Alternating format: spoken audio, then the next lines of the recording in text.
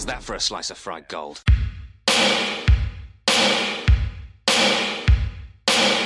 think this is a fucking costume? This is a way of life. I'll be back.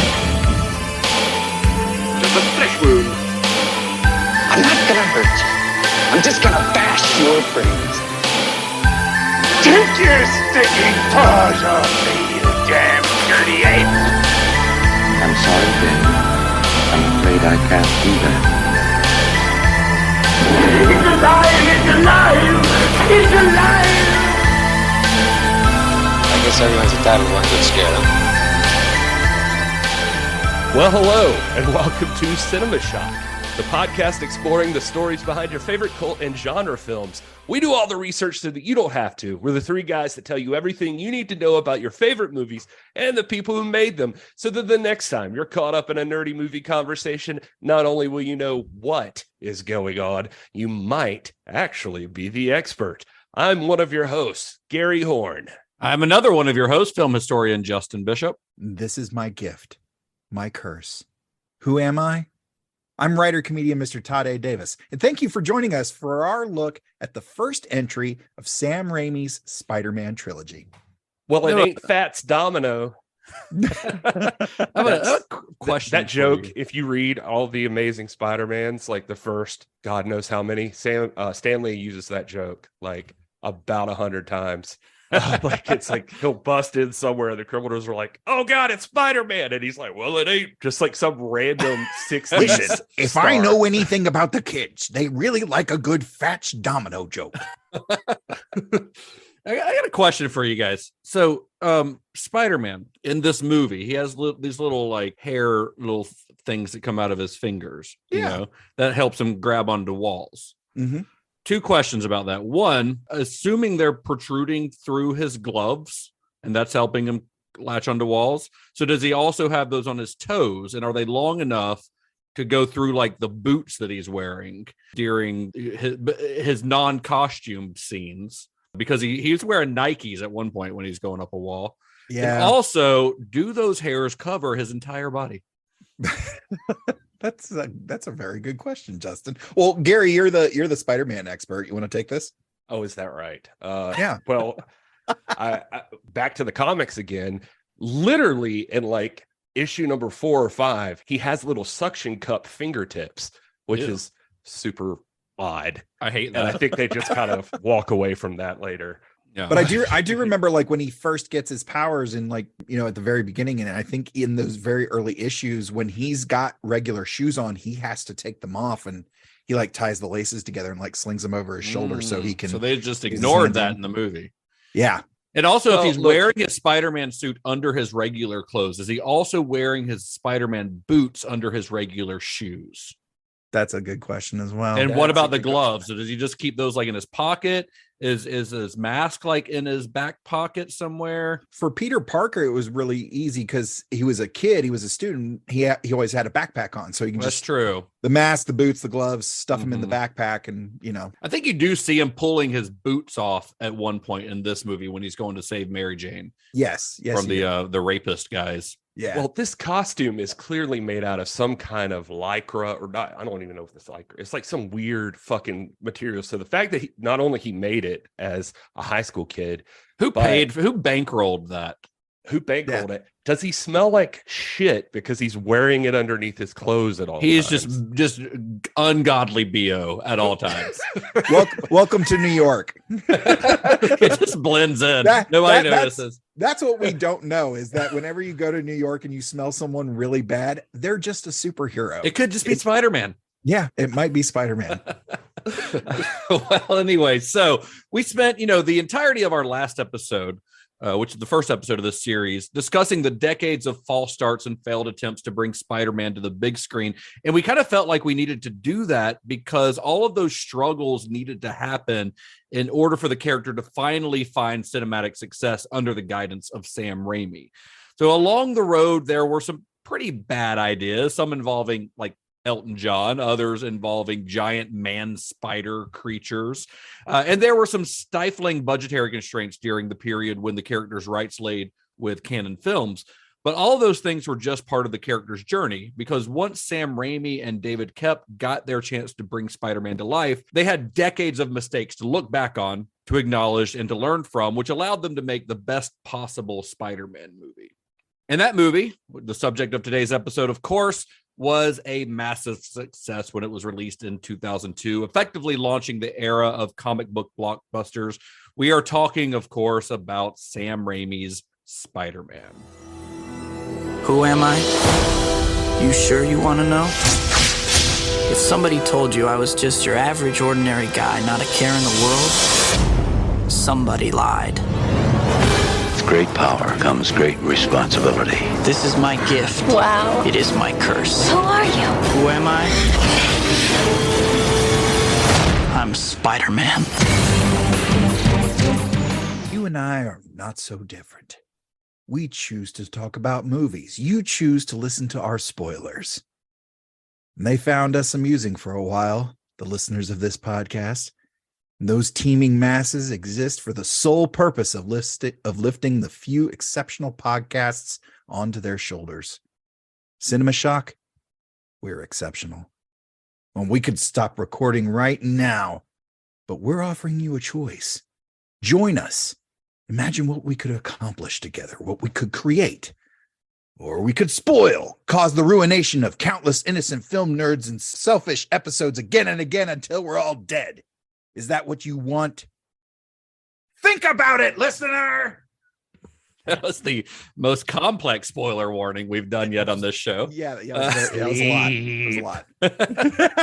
Based on one of the goofiest scenes from this entire movie. Visually, from a visual standpoint. Defoe's great in it, but visually, like him just kind of leaning on the thing, and like talking in that dumb looking suit.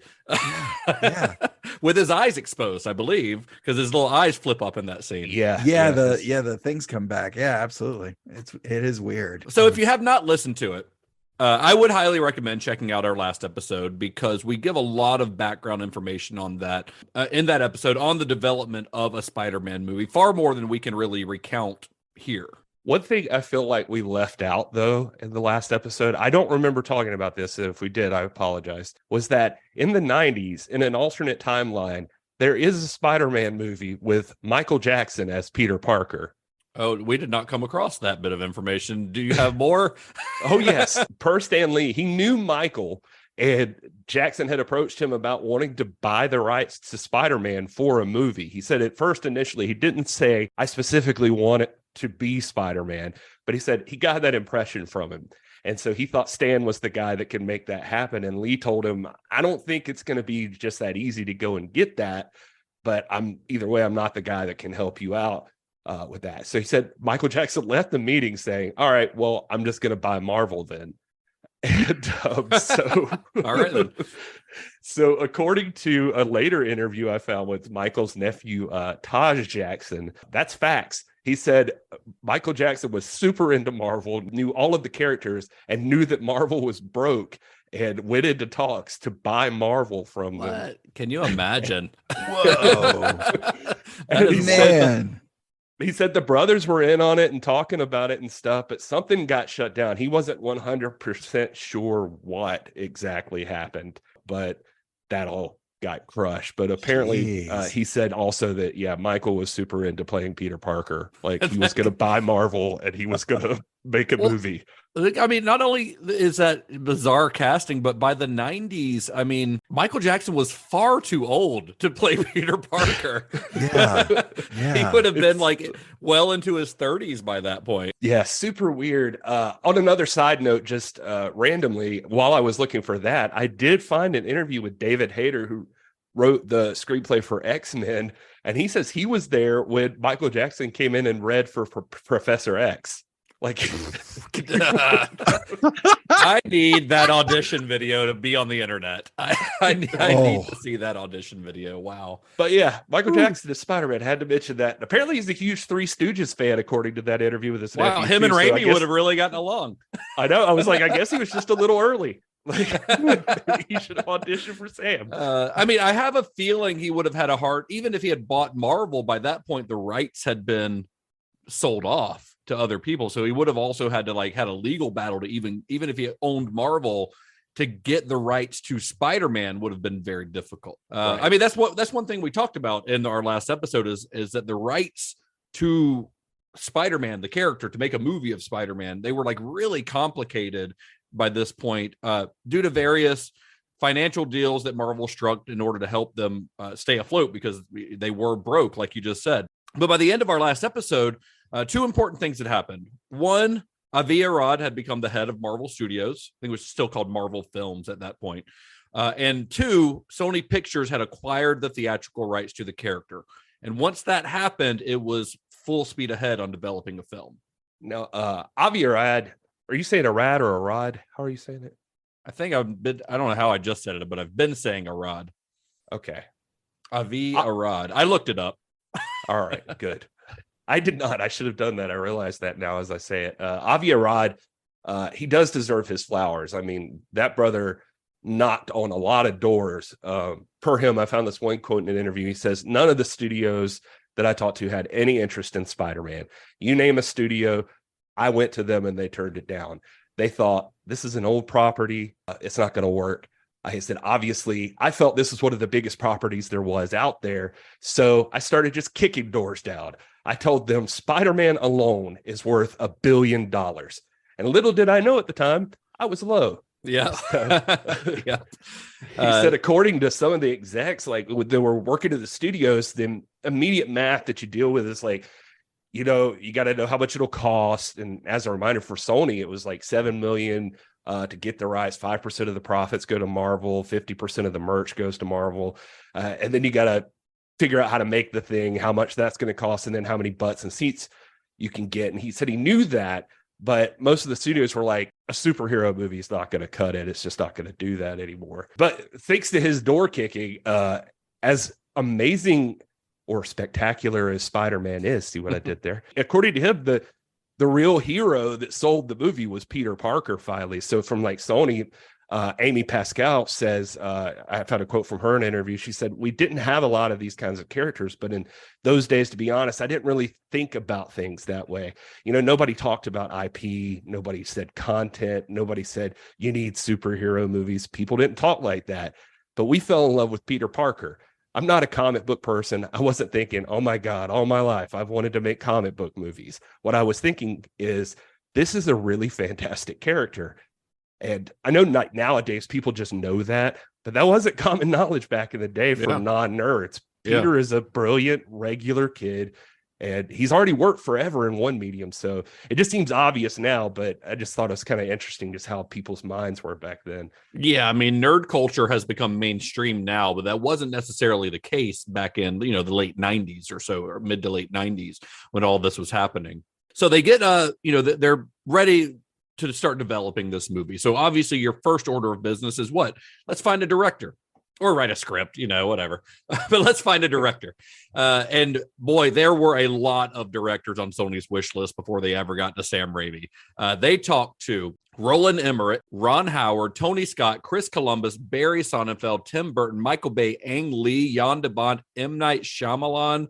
They talked to every big director that they could find. And all of these directors passed on the project for one reason or another. I don't know the reasons behind all of them. Sometimes it's probably scheduling stuff. Sometimes it's probably they're just not interested in making a Spider-Man movie.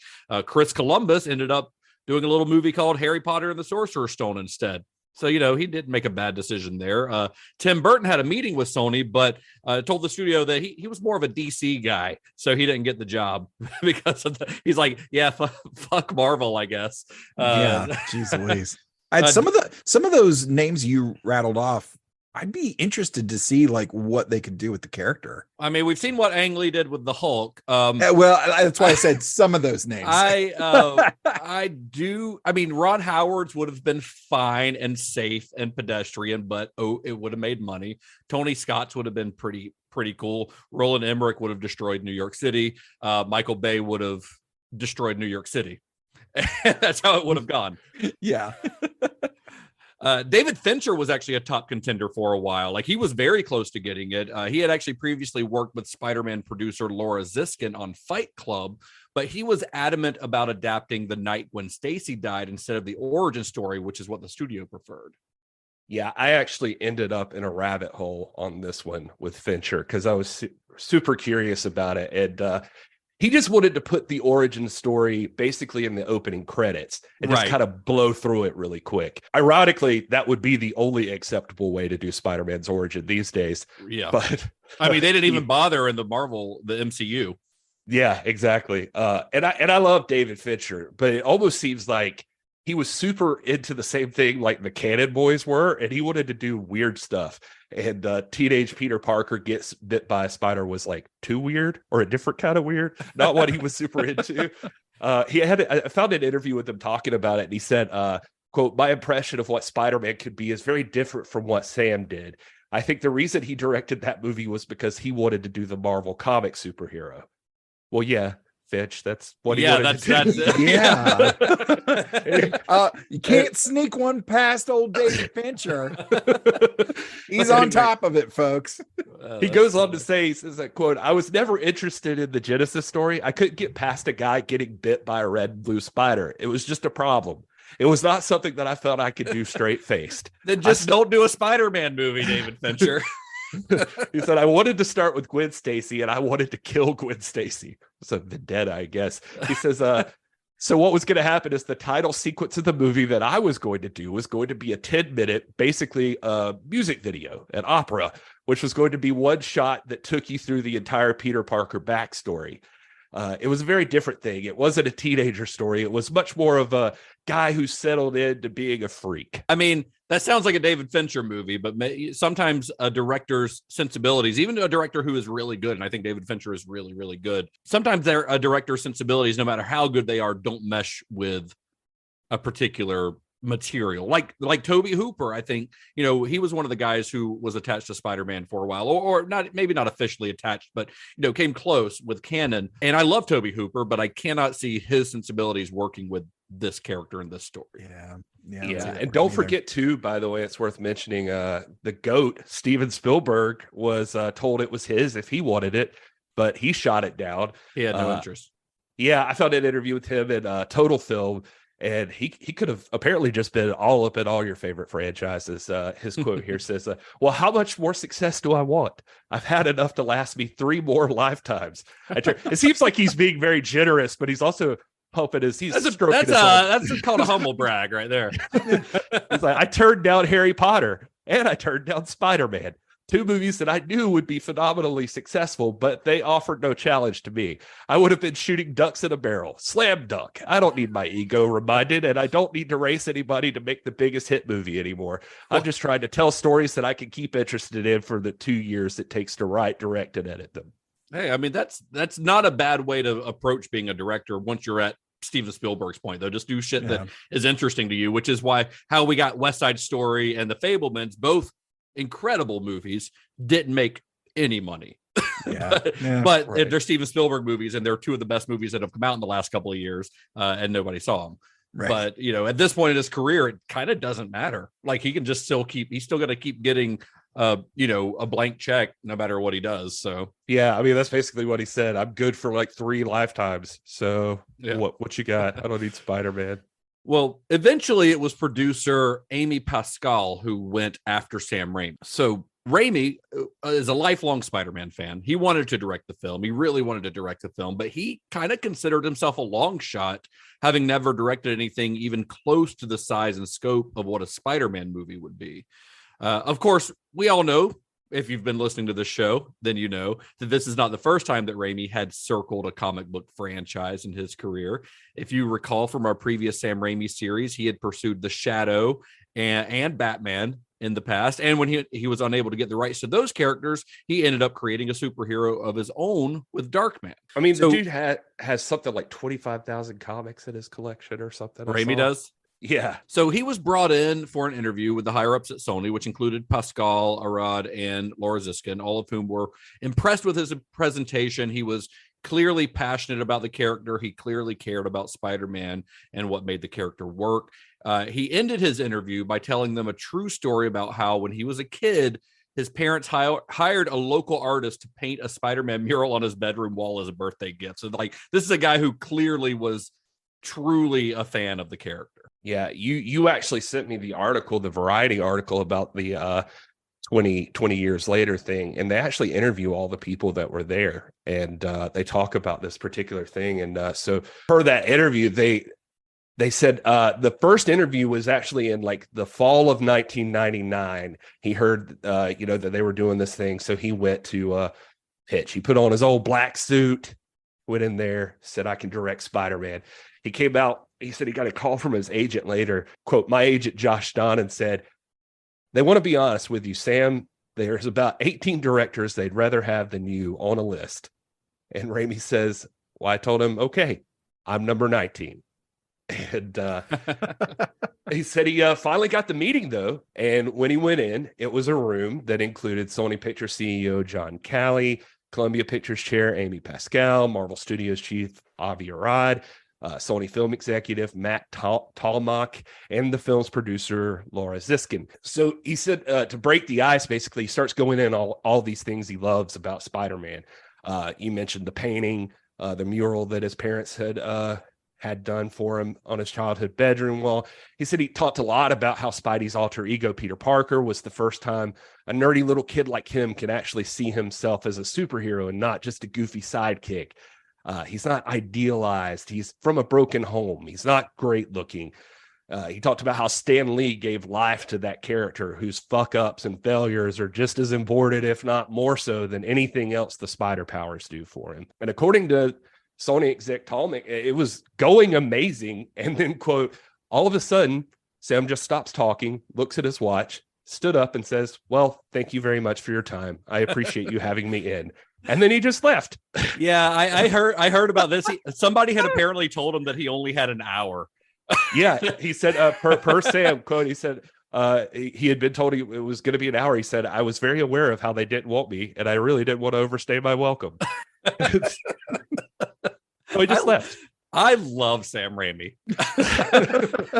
I really do. I've been watching interviews with him on the set of Spider-Man. And I mean, I know we watched a lot of interviews with him in our last series, but I just love him as like a guy. He's just such a nice, sweet man, it seems like, until it's time to, torture poor Bruce Campbell. But that's all out of love, But Toby says in the commentary that he loved Bruce Campbell, but Bruce Campbell came up to him and just like I think the first day of shooting that he had was the wrestling match stuff. So Bruce Campbell was there, and Bruce Campbell came up and said, "Hey, listen, Sam's cool, but he really is. He likes to get involved, and he's gonna put you through it. So just don't take it personal." Fair warning.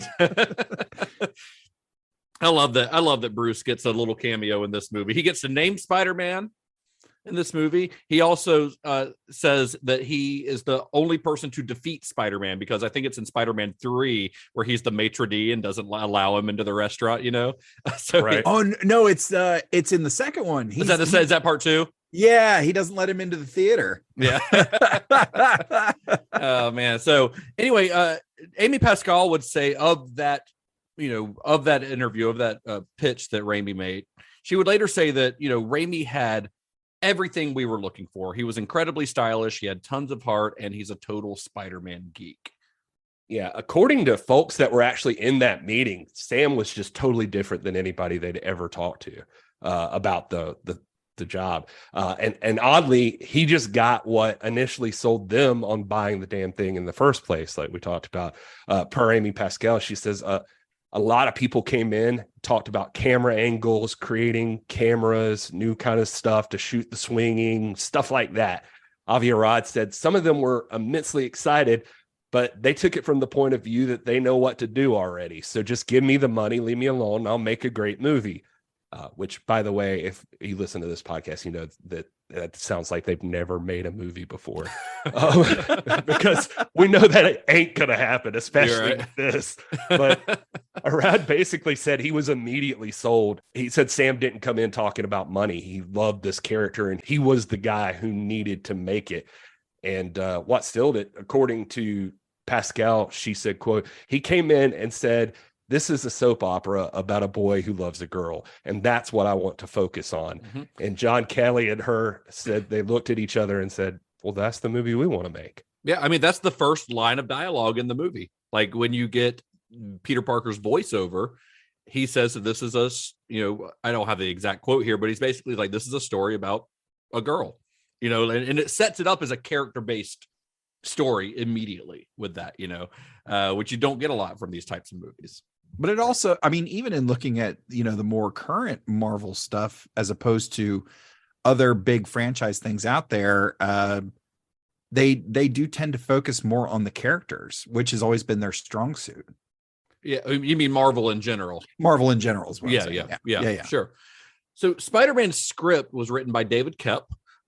David Koepp is a name that you've seen on the screen a lot of times. By this point in his career, this is 2002 when this movie comes out. By this point, he had already written some just absolute bangers. He wrote Toy Soldiers, a movie that I love. Death Becomes Her, Panic Room for David Fincher, Jurassic Park.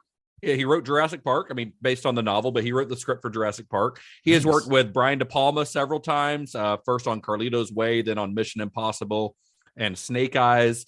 And a kind of odd Raimi connection, he also wrote The Shadow that eventually did get made. I mean, it's not all roses. Not everything on his career is like a classic. I mean, the Shadow is not exactly a classic, but he also wrote, Jurassic Park, The Lost World, the second one, which is, not great. And he wrote Kingdom of the Crystal Skull, like two of like the worst sequels that Spielberg's ever done, those two movies. But he also wrote that terrible Tom Cruise Mummy movie that came out a few years ago with Russell Crowe. Remember that one? Oh yeah. That movie actually has quite a few Star Trek connections. But that's a story for episode 100 of the Computer Resume podcast, available now wherever you get your podcasts. Wait, you're talking about the Mummy on your Star Trek podcast? I mean, I don't want to let too much out of the bag. A little bit. Yeah. Okay. I mean, I know Sophia Boutella is in a Star Trek movie and in The Mummy, but that's the only one I got. Yep. That's all I got. There's a little more to it than that, but yeah. Well, I guess we'll have to listen to your stupid podcast, Todd. I was wondering if he was going to follow through with the stupid. You look like he hesitated. Justin, can I use that quote on like an image or something? You can use the audio. Nice. I guess we'll have to listen to your stupid podcast. Justin Bishop, Cinema Shock. Oh man. Also, he wrote Stir of Echoes, which may be underrated. I remember really liking that movie forever ago. So. He's directed a couple things too. Stir of Echoes I thought was really good, but he also directed what's it called? Secret Window, right? Secret Window with Johnny Depp, based on the Stephen King story. He directed that one. I think he's directed a couple of things, but I know specifically that's one that comes to mind. More recently, he's written a lot of other stuff. More recently, he wrote the Soderbergh movie that came out last year called Kimmy. Did you guys see that? It was like set during the pandemic. I think it was straight to HBO. I don't think I saw that. Isn't it about like a Amazon dot? Okay. Yeah, I remember seeing the trailer. It looks cool. It's really good. Really good. Highly recommend it. He should have left with Kevin Bacon too, which was like basically Stir of Echoes, I think. Yeah, it was. But he directed that one. Yeah, that's right. I read a lot with him just to get his take. It seems like he came on like a little before Sam Raimi, like just as far as getting to do some stuff, because in one interview he does talk about that Mummy stuff. It's kind of interesting to talk about. Maybe one day we'll get to it, but the just talking about working on big franchises with big movie stars and stuff like that. But the difference for him at this time, he says, when he came on to Spider-Man, was it felt dangerous to him. He said the last superhero really at the time when he was on, when he got signed on, was the second Batman. He said that nobody was certain anymore about anything, or I'm sorry, the last good superhero film is what he said. Did he start writing this in 1993? Yeah, I think he was saying the last good superhero film is the second Batman, which was not And I mean, that's accurate, unless I mean, you can count like The Crow and stuff like that, but he was probably specifically referencing like more mainstream type stuff, superheroes. Yeah. Marvel, DC superhero kind of stuff.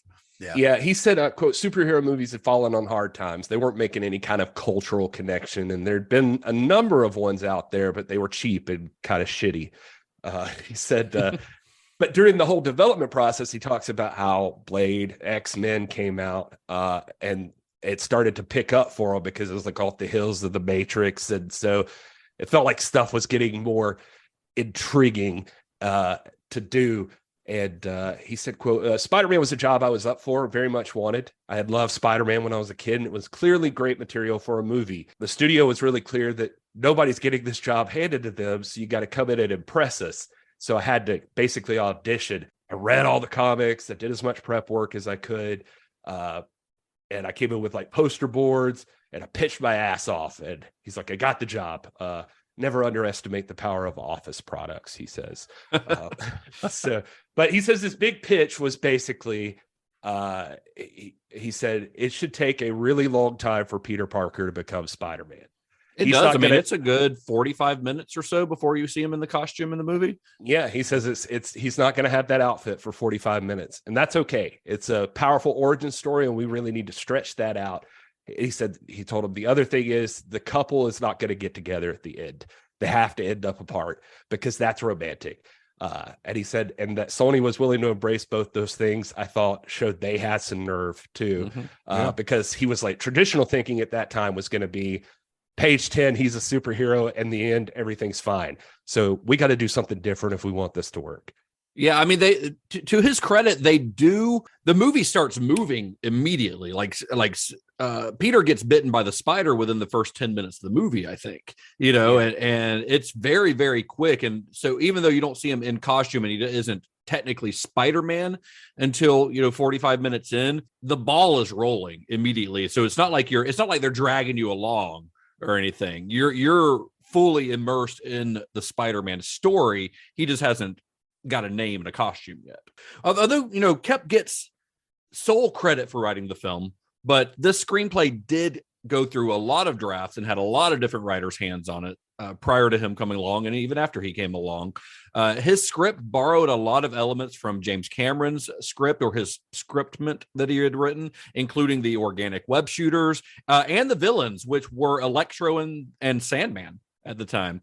When Kep rewrote the script, he replaced those villains with Dr. Octopus and the Green Goblin. And it wasn't until much later in the development process that Doc Ock was removed and put on reserve for a possible sequel, which was a change that was made at Raimi's insistence, because he felt that the surrogate father-son theme between Norman Osborn and Peter Parker would be more interesting. It's honestly a really great vein to tap for storytelling. I think that's wonderful. It's a really cool element of this movie that I don't know that it ever really struck me before viewing it this time, because I haven't watched this movie in a very long time.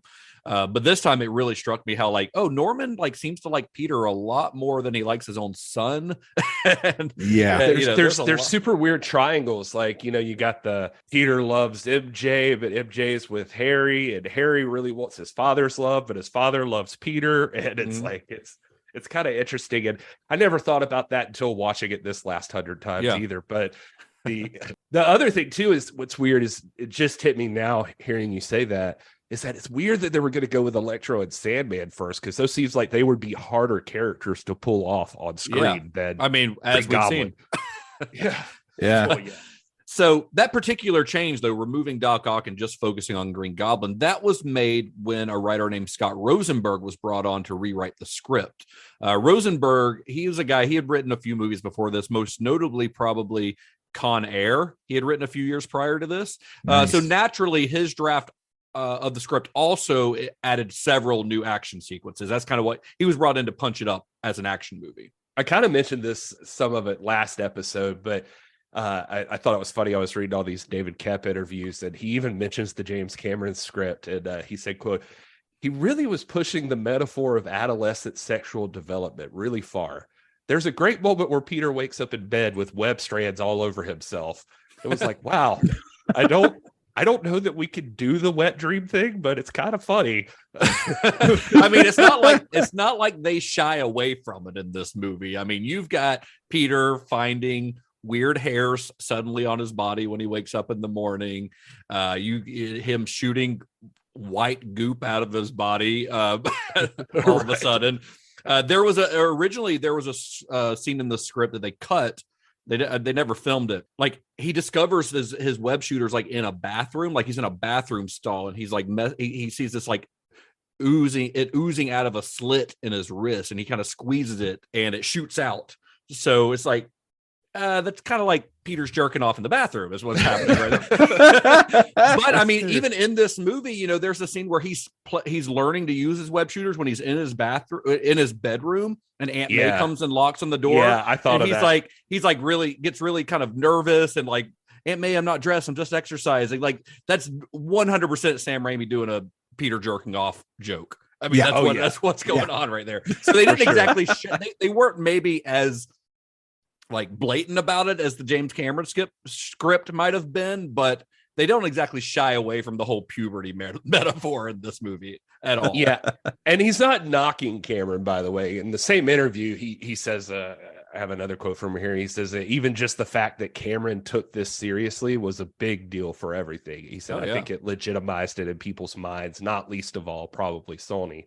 What I think is cool too, is that for both Raimi and Kep, a big thing here is the real deal story, not insidery. The story, like, they believe the story has enough gravitas without being afraid to treat it seriously. I found another great Raimi quote. He said, I wanted to make sure we were not making an in on the joke thing with the audience presentation. For me, there is no joke. I don't want to be safe as a filmmaker saying, I know this is goofy, but let's pretend it isn't. I never wanted to have that separation for me and the material, or assume that the audience had it.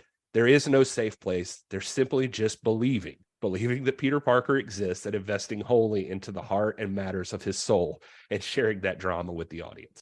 So as production neared, Laura Ziskin hired another screenwriter, an Oscar-winning screenwriter named Alvin Sargent. He was brought in to polish up the script's dialogue. And it's interesting. So you've got, I mean, I already named 3 different writers that are working on it after Sony is fully developing this movie, But, Columbia, and I apologize because I will sometimes say Columbia and sometimes say Sony during the course of this episode. They're the same company. Columbia is owned by Sony. So I realized, like, in my notes that sometimes I wrote it as Columbia because it's Columbia Pictures, a Sony Pictures company or something like that, or a Sony company. So they're the same thing. Tomato.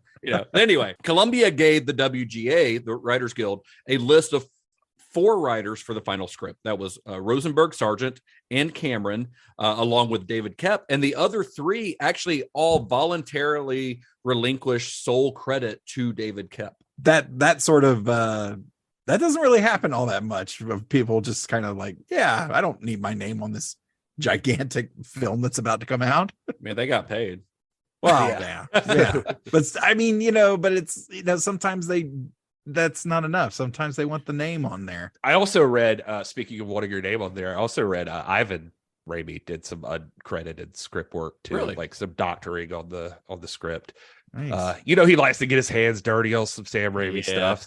Yeah. Well, and also Ted Newsom, who had written that script for Canon back in the day, not the Man Spider-Woman, but the one that Stan Lee commissioned. Remember, we talked about that one, the one that was going to have John Cusack as Peter Parker. He claimed that a lot of elements of David Kep's script and James Cameron's used stuff from his script, and there's a whole article about it that is way too much for us to get into today, but incredibly interesting story about how he basically was like battling with the WGA to try to get credit on it. It's very, very, very complicated, just as complicated as everything has been with this character getting made into a movie so far. Yeah, and I'm gonna, speaking of way too much for us to get into, I'm gonna get in the weeds for just a second. And I'm sorry, I know I'm talking a lot more, but I love this movie and I love this character, and I just have to say this. another thing we need to mention, because we are the guardians of film history here at Cinema Shock, and this is worth talking about for just a second. I have to get this in, and then I'll let Justin do his thing. Alvin Sargent and Laura Ziskin are as important to this story as anybody else, because Laura is, from everything that you'll ever read or hear about when people talk about this movie that actually were involved in it, she was one of the most hands-on producers on the film and super supportive. And Alvin Sargent is her lover. Oh, that I did not. Yeah, he's shooting his own webs, isn't he? Oh, he was just waiting for the opportunity. But seriously, these two have been together since the 80s, I think, and they're gonna work on this whole franchise, so they're important. Alvin Sargent will be writing the sequels and the movies of the next franchise too, so keep him in mind, because we can talk more about him on another episode. But I wanted to talk about Laura Ziskin for just a second, because I've been reading all about her, and she's amazing and deserves a minute, because I know a lot of people who love movies maybe know her name, but the more I learn about her, she's super underappreciated, and nothing happens without her. You remember like Irvin Shapiro from the Sam Raimi series we did before. Sam Raimi gets lucky with finding powerful people that will back him up no matter believe what. in him. Yeah. And Laura Ziskin, so a little background. She started as a producer's assistant all the way back on like A Star Is Born, the original A Star Is Born, which Alvin Sargent did, uncredited script. The original A Star Is Born or the 70s A Star Is Born? Oh, I'm sorry, the 70s A Star Is Born. Because I was going to say, she is not that old. Dude, she's super old. Talking about the Chris Christopherson version of A Star Is Chris Born. Christopherson version. But she's who a lot of people in the industry, the more I read about her, will say was maybe the first woman producer they remember hearing about. She's responsible for putting together a lot of the breakthrough movies for people like Nicole Kidman, Julia Roberts on Pretty Woman, Kevin Costner. She was one of the first women, along with the before mentioned Amy Pascal, Sherry Lansing, and her best friend Lauren Schuler Donner, to really occupy positions of power in the movie industry. Lauren Schuler Donner, obviously, also the wife of Richard Donner, who made Superman, who you can see the influence of on this movie. Also a producer of the X-Men movies. Anyway, we'll see Ziskin pop up for sure in the future. She's former president of Fox 2000, moved along, got a high spot in Sony. She was known for getting movies done the right way, especially the ones where a lot of other people in the studio won't understand what they're dealing with. Back in the 90s, she started getting her rep because she got a rep for being tough, because she went toe-to-toe with guys like Bill Murray during the making of What About Bob. She comes from a time where women were not taken seriously in their spots. And I think that she learned to stick up for weird movies, filmmakers, and ideas that people would have otherwise dicked around with, and not as culty of stuff as you think. It's just stuff that you accept as part of Hollywood now. Like in 97, there was a cool story about her being super excited about movies like As Good as It Gets and Hope Floats. And the studio at the time was not excited about it. There was a story about her being in a meeting and the studio guys were just like, this fucking sucks. And she like stood up, I brought to the middle of the thing. It was like, excuse me, all of you. This is not a movie for you. You don't need to get it. I love it. I'm the audience, and I'm who you're marketing to. And it wasn't just like movies appealing to more women. She'd go on to do the same thing. Like she pulled Terrence Malick out of a 20-year hiatus to do The Thin Red Line. She made sure Fight Club happened when a lot of people were trying to fuck around with it. She's as big a part of Spider-Man getting done as anyone. There's countless meetings and battles that we're not even going to get to discuss, with her making sure that Sam Raimi got to be the guy who got to make this movie and do it his way. Anyway, that's motherfucking Laura Ziskin. And she has an arc during this series, so I wanted to establish her now because she deserves it. Nice. Yes. So there was a point during the development of the film when, and I don't know at what point this happened, but sometime while Spider-Man was being developed, there was a leak. The script leaked out, and there were some very vocal diehard Spidey fans who were unhappy with some of the changes that the script made.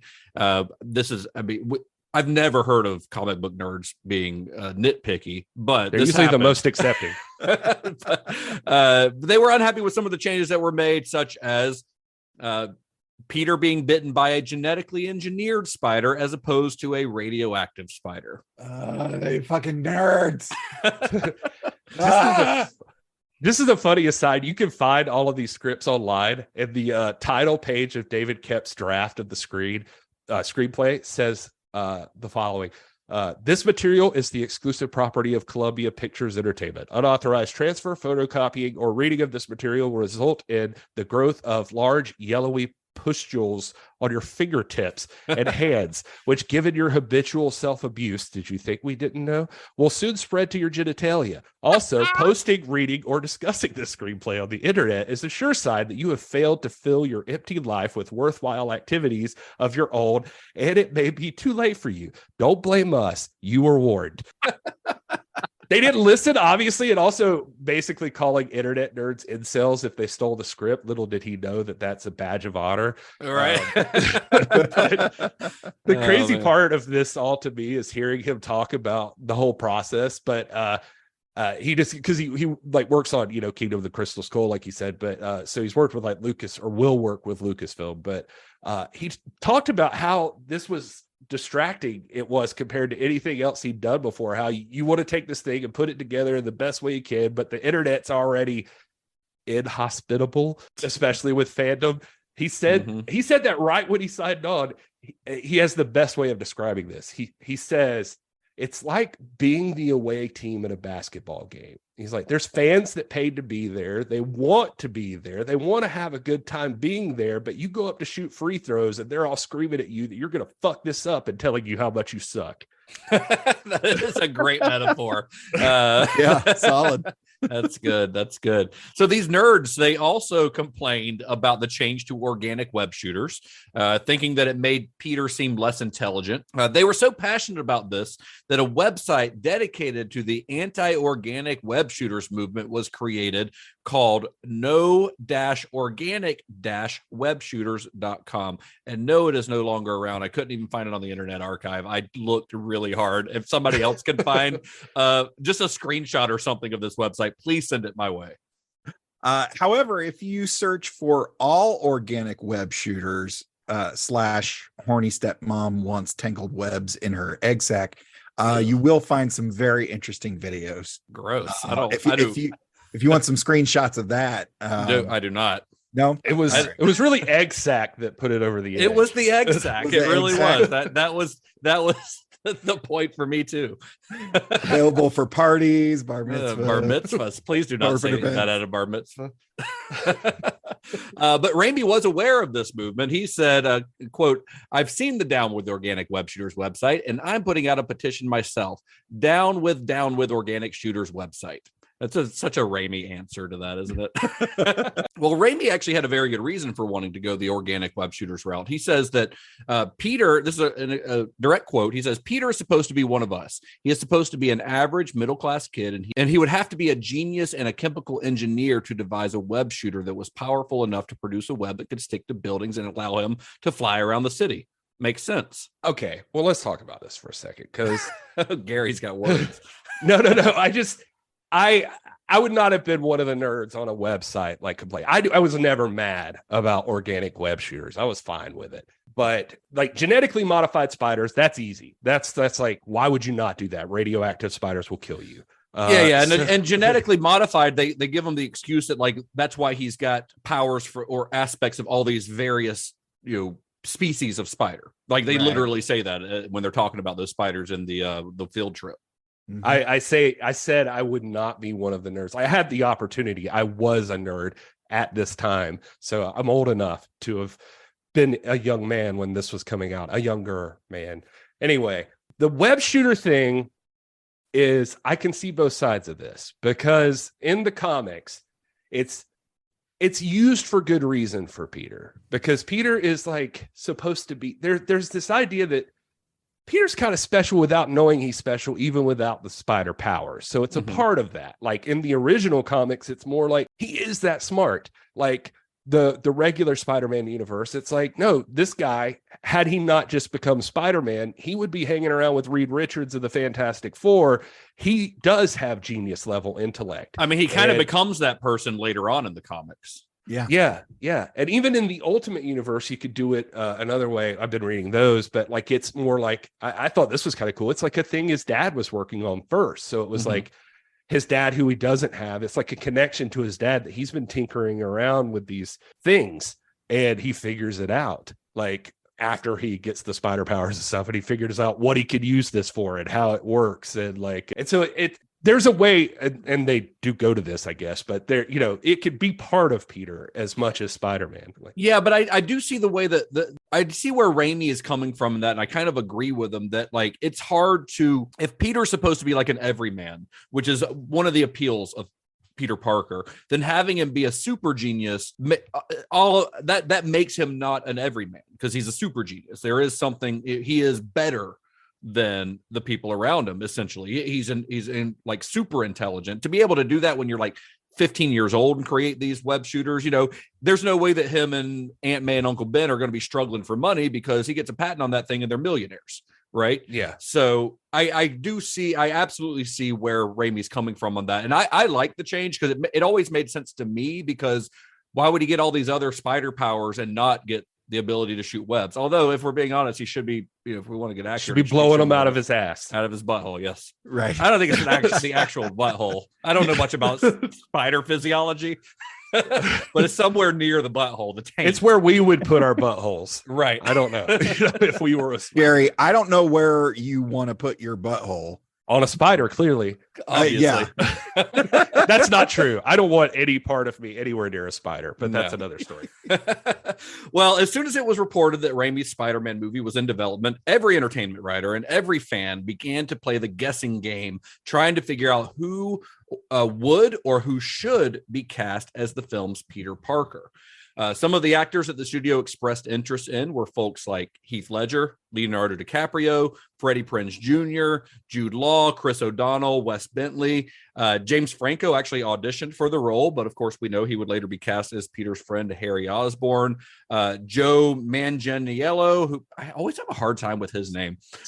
He also auditioned for the role, but he was instead cast as Flash Thompson. Bro, Chris Klein, Elijah Wood, supposedly Josh Hartnett turned it down.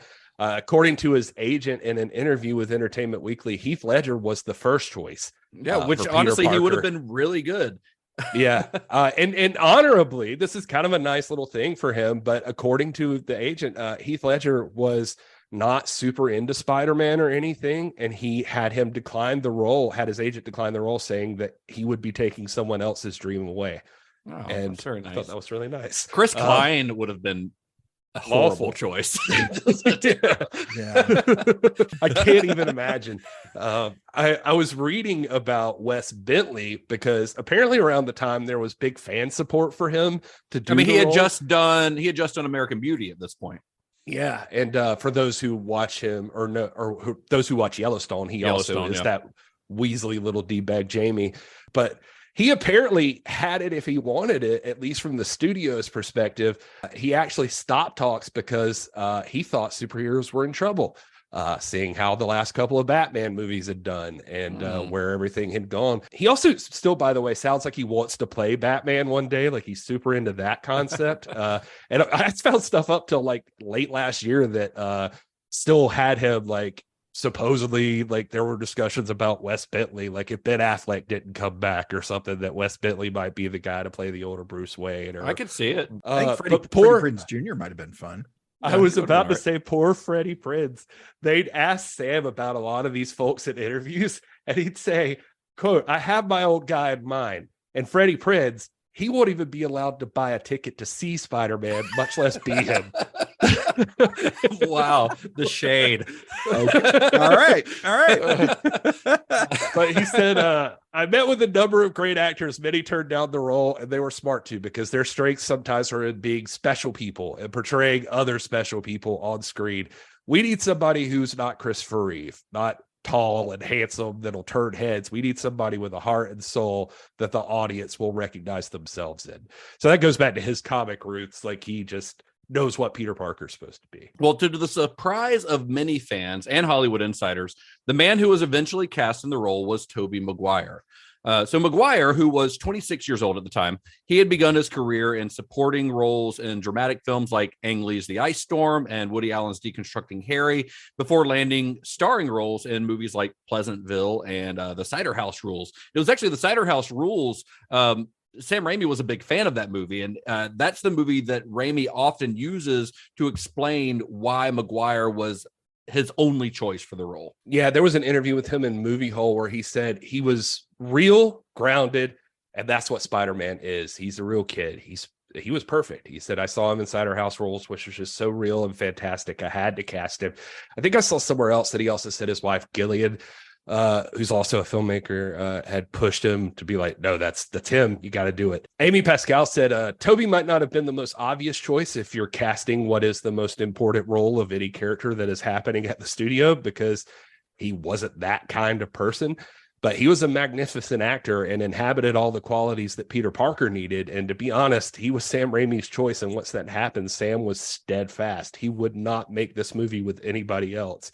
You could hear it in the commentary too, just how much Sam loves Tobey. Like, talks about his face, like just his facial expressions, how you can see him working things out in his mind, how he can get across in silence so much with like his physicality, the crying on the screen. He can turn on the tears. Sam has so many of those good, like little Sam Raimi stupid jokes in the thing. But like, there's like the scene where like Toby's sitting in his room crying after graduation and Aunt May comes in to comfort him. And Sam's just like, it's so great, like seeing what he can do. Like in this scene, only direction I had to give him was like, your name's not going to appear above the title. And he was ready. Well, the executives at Columbia had their reservations about Maguire. He didn't really fit the mold of what they thought a superhero should look like. They didn't harbor any doubts about his acting abilities. They knew he was a good actor. They knew he'd be able to pull off the Peter Parker side of the role, but would he be believable in the film's action scenes? But Raimi, however, to your point, Gary, like Raimi fully believed in Maguire's ability to carry the film. So to prove it to the suits at Columbia, he filmed this elaborate screen test with Maguire. And in this scene, you can watch this online. It's on YouTube. If I think about it, if I can remember, I'll put it in the show notes. I'll put a link to it. But in this scene, Maguire, and he's not wearing a Spider-Man costume, but so you can tell that it's Tobey Maguire. He violently dispatches a gang of thugs in this kind of makeshift alley, like on a stage that they built. If you watch this scene, then you'll see how it could sell the executives at the studio, because in this scene, Maguire appears highly focused and he's actually shirtless in the entire scene. And you can see that like he's showing off he's got a lean, muscular build, like one that would be kind of befitting of Spider-Man, which was probably an important selling point for the studio. And after they saw that screen test, the studio was sold. Yeah, I was wondering why he was topless in that clip, but he says he was wearing. Yeah, he was wearing the leotard. He says it was like compressing his muscles too much. He needed to show off that figure, so he tore that top off, Daddy. For Maguire, he took the role. He says he took the role, yes, because we all like money, but he actually ended up reading the first 4 years of Spider-Man comics, which is what I've been trying to do and could not nearly get through. Well, you're not getting paid millions of dollars to do it. So. Yeah. Well, it's not like they were bad. I was just like, that's a lot of time. That's a lot to get through all that. You have to have nothing else going on in your life to get through them very quickly. Well, we actually talked about that a little bit in our last episode where, American comics at the time, especially Spider-Man, those were comics that were meant to be read as opposed to the Japanese manga, which was more visual. So it's a lot of words. A lot less dialogue. Yeah. The other thing that's cool about them, just as another side note, since you said that, is that one thing I've noticed with them too is like Stanley and Steve Ditko, what's super impressive about them with those comics is they're full stories. Like you're not getting the like to be continued after like 16 pages or something. Like it's like you're getting these are like full 20 something page like stories, and they tell the whole thing. And I'm like, these guys are like cranking these guys out. Like granted, they're not as like sophisticated as now, but they're good enough, it's pretty crazy. But Tobey, about the role with like Peter, he just said he found a lot of subtext in the character, and he said he got to talk to Sam Raimi about how it would be portrayed, and he liked the idea that was darker, more conflicted. He said he thought Sam like had that same perspective with him, that it's not just going to be a dumb action vehicle. There's going to be a lot of serious elements that audiences can find, that they could have some fun with the concept, but also have like real characters in it. He did admit on a Howard Stern interview that I watched, though, that his ego was rubbed a little raw, that the studio was not buying him as Spider Stud. Well, I mean, come on. They're like, I'm an art house guy. He was like, come on. He's like, that hurts your ego. They could have seen Cider House Rules. He's like, yeah, but they were like, we know he can act. Can he do anything else? And then and he's just like, so yeah, my ego was a little. Yeah, but come on, nobody was looking at Tobey Maguire at that time and thinking action movie star. You know, he's But you know, after he was cast, he did embark on a training regimen to bulk up.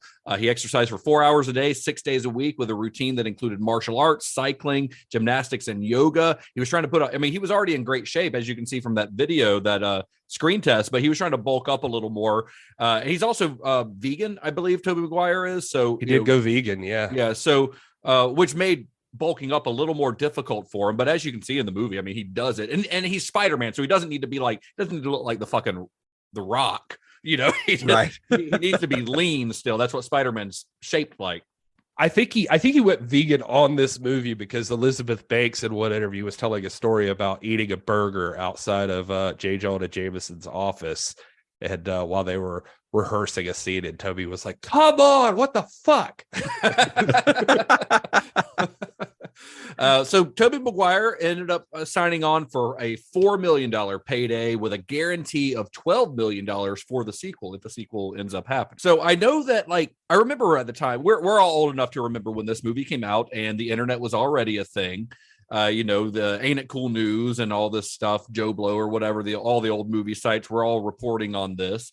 And I do think that from what I remember, and even to this day, that the casting of Tobey Maguire as Spider-Man has always been kind of a point of contention for some people, not for everyone, but for some people. So I want to ask you guys, like, I know you guys are both big fans of the film, so we don't need to really get into that, but what do you think specifically of Tobey Maguire in the film? I only look back on it because you liked my review on Letterboxd the other day, Justin. I looked back on my review and I said Tobey is not my favorite Spider-Man, and I think I gave them maybe like 3.5 stars, whatever. I have fallen way more in love with it, spoiler alert, than I have ever been in love with it before. But if you go back and you read, like I've been doing, these Amazing Spider-Man comics from the start, I think he's perfect. Like, I think he's exactly Peter Parker. Like he is like exact. I mean, you could tell the dude fucking read those comics. Like he really did. He wanted, and you know that's the kind of Spider-Man Sam Raimi would have wanted. So yeah, he's not the same Spider-Man that exists now. Probably, and Tom Holland probably like has that embodiment. You know, I was disappointed when I watched it when it first came out that he's not as witty or he's not as quippy as I pictured him. But the OG Spider-Man like builds that up over time. Right. But it wasn't not there. Constant. Yeah. It wasn't there from the get-go. Yeah, but he's definitely, Tobey has this weird, like, one thing about the original Spider-Man, I'll shut up, is that he has this, like, there's a darkness to him. Like, there's a little bit of I never knew this before, but reading the comics, there's like this bit of him that, like, when you can read inside his thought bubbles, like he's looking at people like Flash Thompson, and he's literally in the comic that Stan Lee wrote saying, like, you're so lucky I don't knock your teeth down your throat. Like, he's like, 'cause I will smash you through the concrete. Like, he's got that like inner nerd that's a little bit bitter. That like it's a little bit like, I want to fuck you up so bad. Well, that's embodied in this film in the speech that he gets from Uncle Ben, where he's like, just because you can beat a guy up doesn't mean that you should. Yeah, no, that's exactly right. And that's what I look at with this. Is like Tobey does have that arrogance. We talked on the last episode about one of the scripts, like he ends up on David Letterman or something like that. Like literally in the comics, and I never knew this. I don't know that I've ever read these, but like that's all part of it. Like he does get an agent like right at the beginning. Like when he could do Spider-Man shit, he beats the wrestler stupid human shit tricks. Yeah, he goes on Ed Sullivan in the comics, really, like, just doing shows. He's making money, like he's racking up cash. And so when it comes to the point where that criminal dude busts by him, it's like not even as much in this movie where it's like getting back at the dude. It's just like, I don't have time for this shit. Yeah. Like, this is not my problem. I do love that little moment in the film though, where he has that cool line. Like, I forgot the part where that's my problem, and he gets this little smirk on his face where you're like, this could go another direction for this character. Yeah. Oh, he easily could, because he was on the ID10T podcast, which is like Chris Hardwick's podcast after the Nerdist, and he talks about there where, like, they talk about Daughter Superman, and Chris Hardwick asked Sam about, like, what seems like a basic story, like it's like it starts off as kind of a revenge story, like blah blah blah blah. And he's like, no. He's like, I look at it like this. He's like, this guy has everything he ever wanted all of a sudden, and he's like taking advantage of it. And he lets those cool moments happen, and he slips in to be like, now I can do the cool, like, line to this guy, and I can do this thing. And that one time he fucks it up and he slips into that, it killed his uncle. And it's not just because he's like, if you watch Donner's Superman, he's like, and this probably sounds like an end of the show speech, but he's like, basically, if you watch the Daughter Superman, he's like, you can watch, he's like, what's beautiful is it's like, Clark grows up with that family, and you can see these values being instilled into him. And he's like, he becomes that guy. So by the time he's Superman, you can see that why that dude flying through the air believes the stuff he believes and does what he does. But he's like, with Spider-Man, it's a little bit different. Like, this is a guy who's fighting that. And he's like, and at the time that his uncle tries to stop him and say, wait a minute, don't get ahead of yourself. Like, you need to think about these things. Like, you have something else to think about now. You're growing into something. And he just tells him basically to fuck off. He's like, and then gets caught up in it, and it costs his uncle his life. And he's like, and now he's living with that guilt every single day that he didn't listen, and he didn't have those values. He wasn't that guy, and it fucked him up. So he's dealing with that guilt for forever, the rest of his life. Yeah. So what do you think, Todd, of Tobey Maguire as Peter in this movie? I think, I mean, first of all, to go back, it's not a secret. I'm a big, huge Batman fan, but I do also love this. I do also love Spider-Man, but to take it to Batman for a second, when I read a Batman comic, I can hear Kevin Conroy's voice. The guy played the character for, over 20 years, turned in an iconic performance. And it's hard for me as a Batman fan to read a Batman comic and not hear Kevin Conroy's voice. After this first Spider-Man movie, that's the voice I heard when I read a Spider-Man comic, is Tobey Maguire. He really does become the character. Yeah. And it's one of those, and I mean, getting into like podcasting and recording and editing sound, you kind of get to appreciate all the little nuances and stuff like that. And again, stuff like the moment Gary just mentioned, where he gets that opportunity to take that line as a little dagger and just kind of right in the guy who just screwed him over. But there is that darkness behind his eyes, and when it's that tight shot on his face, it's that slight smile, it's that contentment, that dark contentment of this was better than winning the match. I got to have my moment where someone screwed me over and I got to screw them right back and say a cool one-liner. Yeah. So yeah, for me it's the voice and the subtle nuances in the things that they're doing with their face and with their voice. And so I'm 100% on board with Tobey. Yeah, I'm with you on the face and then the voice, now that you say that too. But yeah, I mean, and you can, and it's really helpful too if you watch the commentary. Like Sam points it out a lot, like on the thing, like watch his face right now. Look at that, because he's a great actor. Just like even at the end when he walks away from Mary Jane, he's like, watch his face right now. He's like, this is a guy who just finally put it all together. He's like, I did it. I did what I'm the responsible thing to do right now. Yeah, that's his journey. I mean, one thing I like about Maguire's take on Peter Parker, and really Raimi's take on Peter Parker, is that Peter really comes across as a total dork, like a total loser. I don't think you can say that about later iterations of Andrew Garfield or of Spider-Man, like Andrew Garfield and Tom Holland, both of whom I think had their strengths, but I think Garfield's Peter is frankly just too cool to be Peter Parker. Like he's skateboarding around the high school and stuff. Like he's just a little too cool. And Holland is honestly, I think Holland's great in the role, but as far as like what Peter Parker is supposed to be, he's a little too damn charming and a little too handsome to ever be believable as a high school nerd. Maguire, and I truly mean this as a compliment, is very believable as an absolute loser at the beginning of this movie. Because the thing is, like, Peter Parker, when he's not in costume as Spider-Man, and to be honest, sometimes even when he is in costume as Spider-Man, he's kind of a fuck up.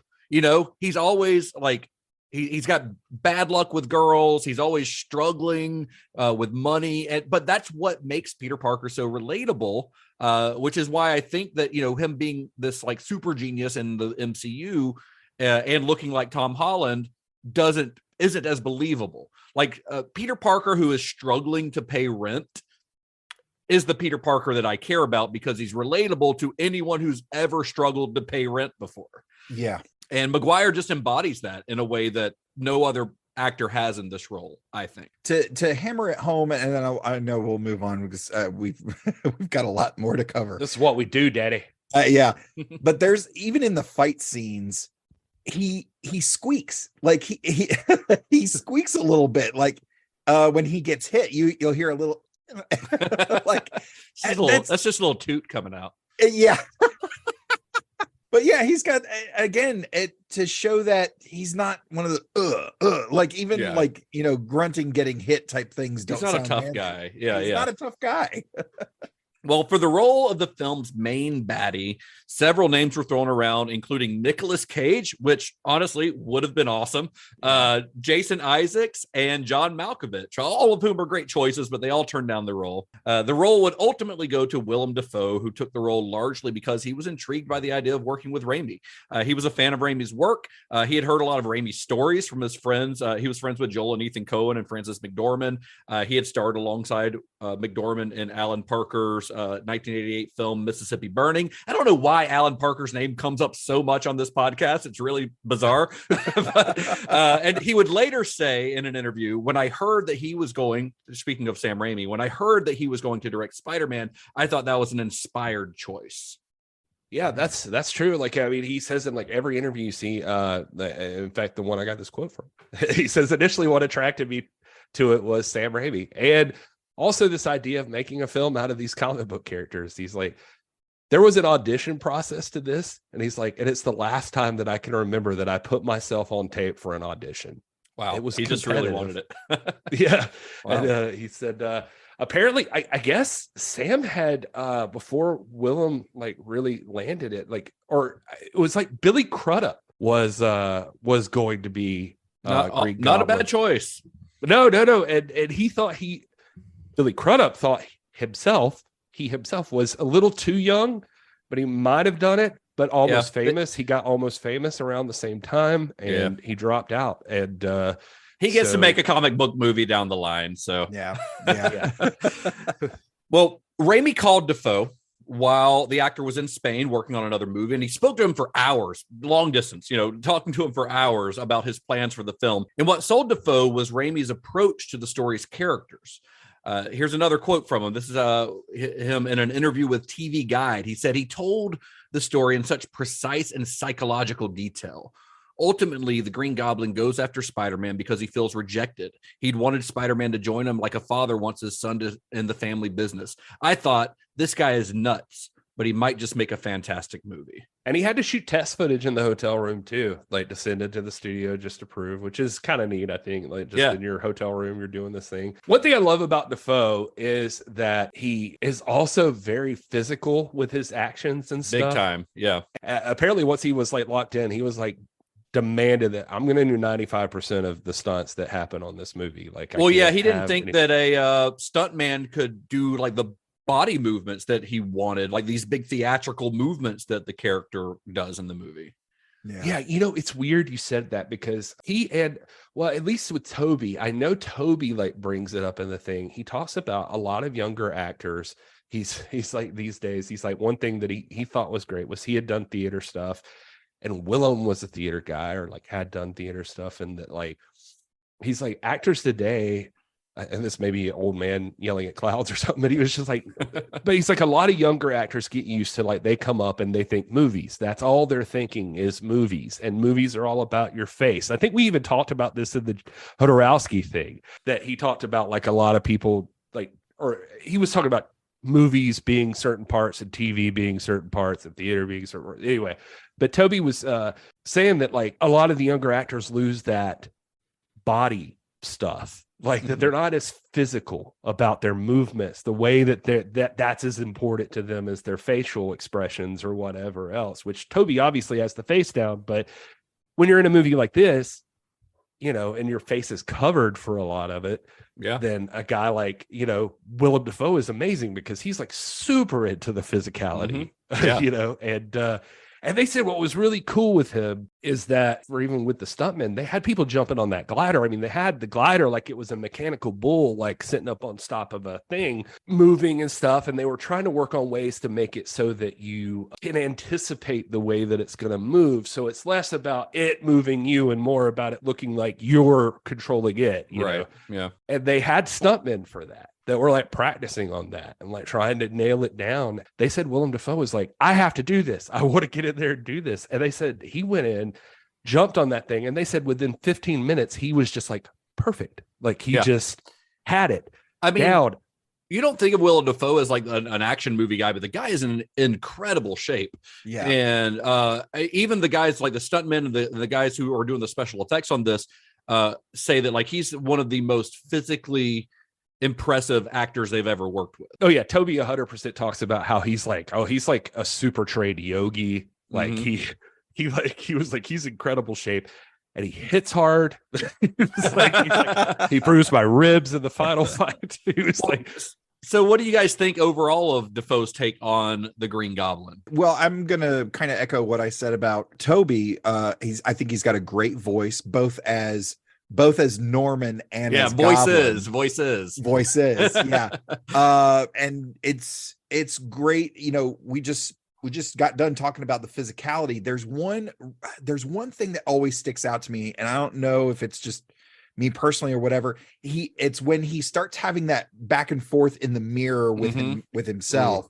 Yeah. And he takes a drink and you see him like whip the glass over the side. Yeah. And that little movement to me is such a stage theater type of move. Yeah. And I was like, oh, there it is. Yeah. And then looking at him, especially when he's got the newspaper and going back and forth in the mirror, it made me think of Gollum.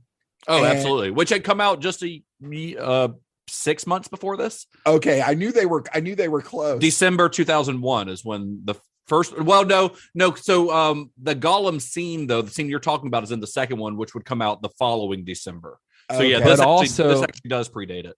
But also Evil Dead 2, like Bruce Campbell talks back and forth to himself. That's in a mirror. right. Yeah. That's true. But I just think the way that Dafoe is able to totally embody these two characters with and bringing that theatrical stage movement with Raimi's sensibilities behind the camera and technical prowess at this point just makes for just such a delicious scene. Like I love it. I love Dafoe as Goblin. It's great. It was a lot of fun to see him come back to the role as well. Yeah.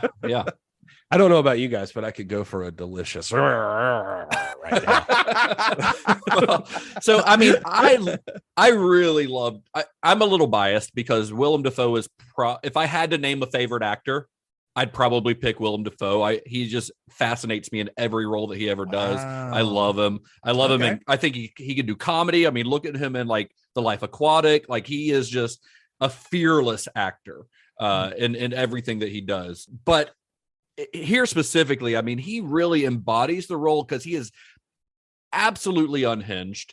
And he feels like he's working on a different level than everyone else in the movie. Like he's playing it a little bit campier than everyone else.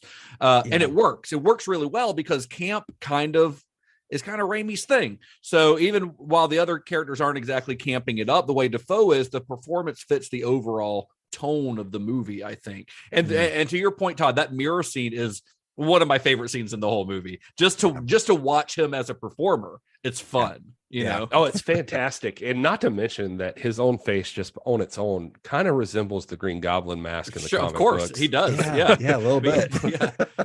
But he's great at I think in the commentary, like Sam talks about, he's like, he was so good at, like, he's sweet when he needs to be sweet. He's physically capable, and then he's a menace.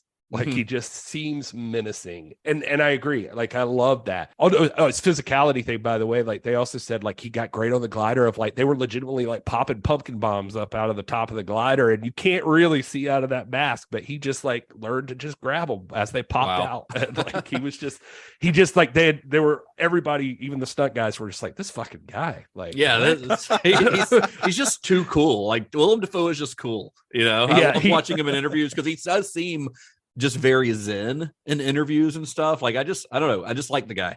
Well, and every story you hear too, and these are the great things sometimes with the commentators, you get to hear these stories, but like Tobey, like talking about him, just like how much he loves him, and just like, he's like, and he wouldn't stay in his trailer like so many actors would do. Like, he wanted to be on set. Like, he wanted to see what was going on. It's Willem Dafoe, and he's like hanging out on set. And he's like, I want to see what's happening. I want to be a part of it.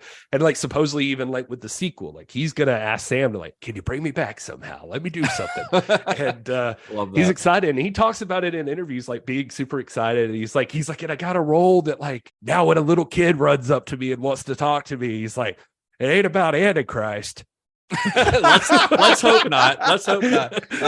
One of my other little favorite moments of his in this is right before he gets killed by his glider, and it just cuts to him going, oh. And that's such a great Willem Dafoe moment, but it's also a great Sam Raimi moment, I think, right there. Because it's just funny.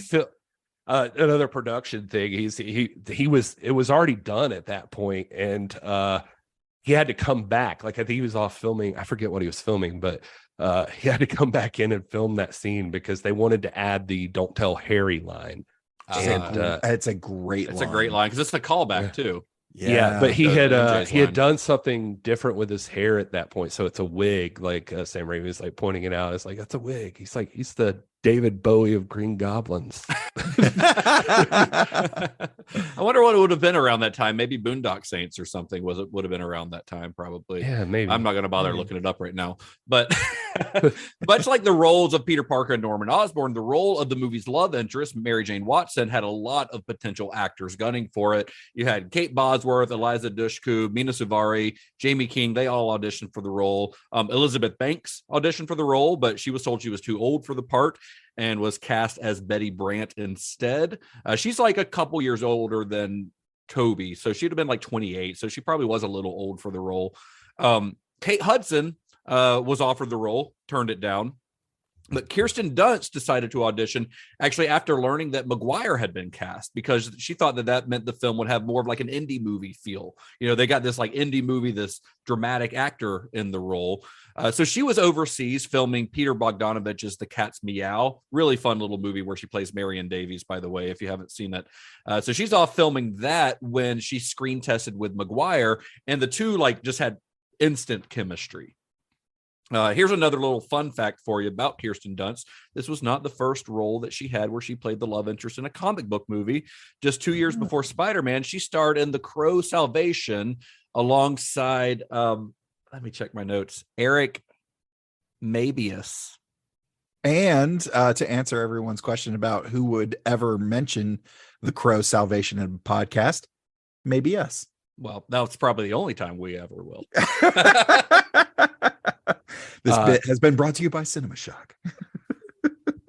Kate Hudson dropped it due to she wanted to do the Four Feathers. So, good. You know, glad that worked out for her.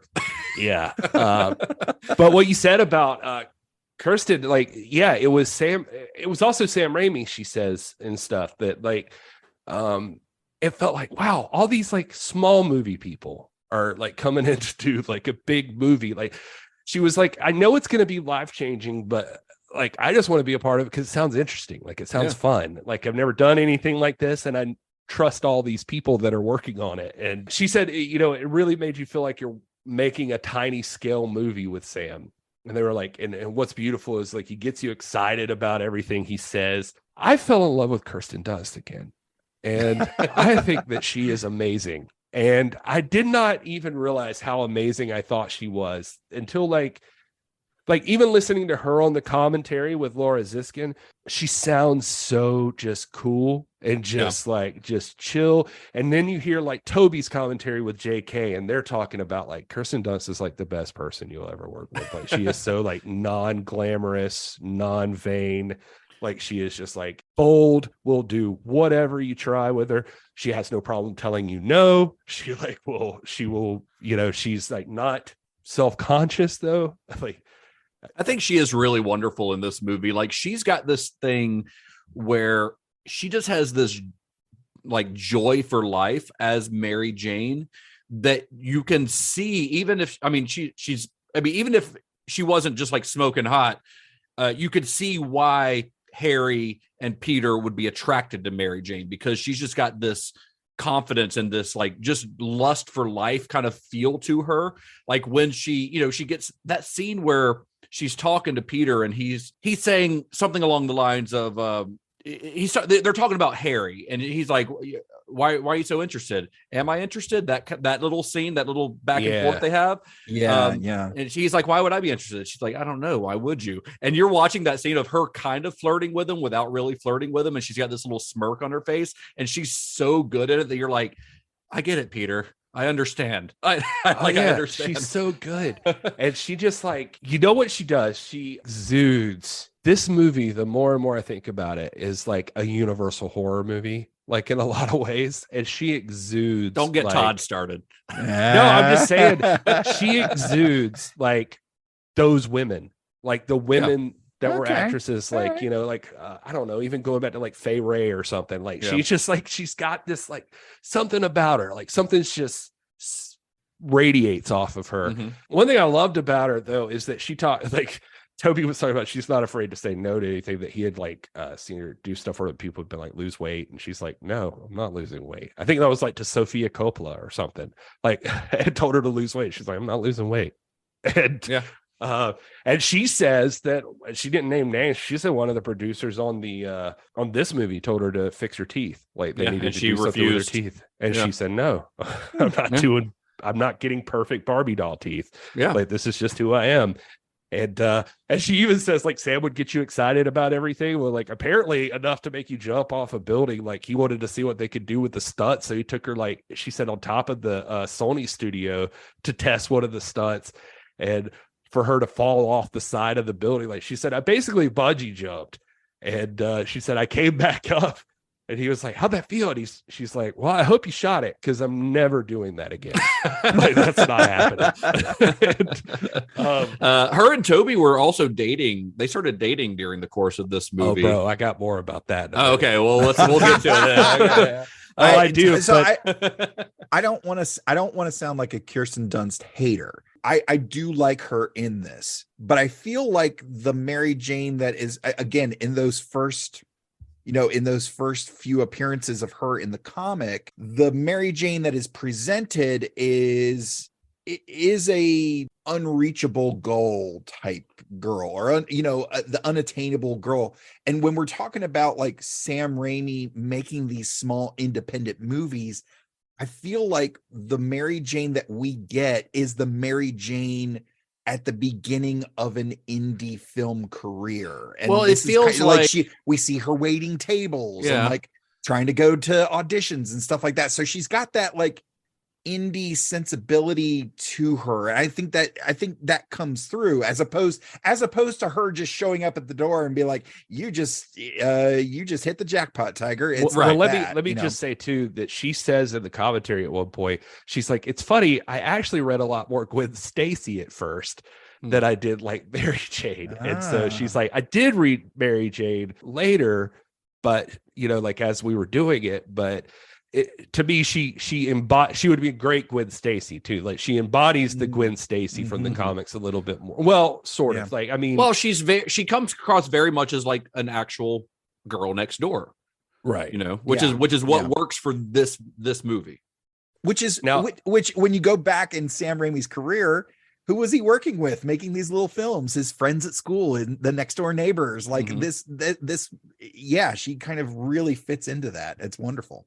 He's probably I don't know that, but and nobody needs to know all this, but in the nerdy aspect of it, the Ultimate Comics version of Mary Jane is the girl next door. Like she is the girl in Peter Parker's neighborhood and is also kind of a nerdy person who like is his friend, and they hang out and they do all that stuff. Whereas like in the original, Mary Jane is like more of a crazy over the top person, kind of the wild child, like, you know, girl. But anyway, other roles, we had Cliff Robertson cast in the vital role of Uncle Ben. Robertson bringing a little bit of, you know, old school Hollywood here. He had played another comic book role in the past. He had played a cowboy villain named Shame. That's Shame with an M, kind of a play on Shane. You know what they're doing there. That was in the 1960s Batman TV show, so they're going for the camp thing there. He had also recently starred in as the villainous president in John Carpenter's Escape from L.A. Remember that?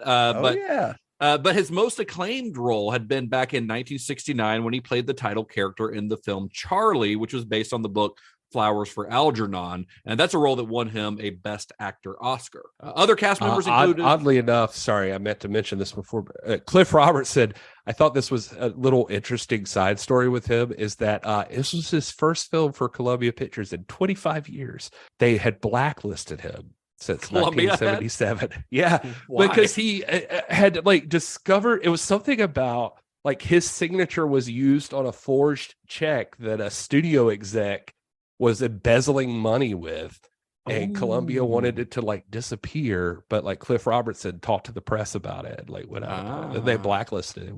Interesting. Wow, that's funny. Quickly before we move on, Escape from LA, also featuring Bruce Campbell. Of course, the Surgeon General. Yeah. Well, other cast members here include Rosemary Harris as Aunt May. She had previously appeared in Raimi's The Gift. She played Cate Blanchett's character's grandmother.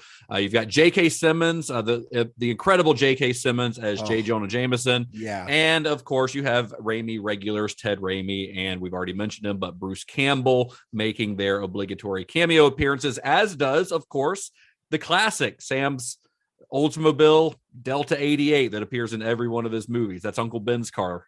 And I feel like this is kind of the glamour shot for the 88. Like, they get to have the really Uncle Ben and Peter get to have the nice back and forth before they get out, and they also get a car chase. Yeah, they also get the car chase, which they did in Darkman, but they did. I see what Todd's saying. They have like an actual like a scene in the 88. A nice moment, a pivotal moment in there. Very.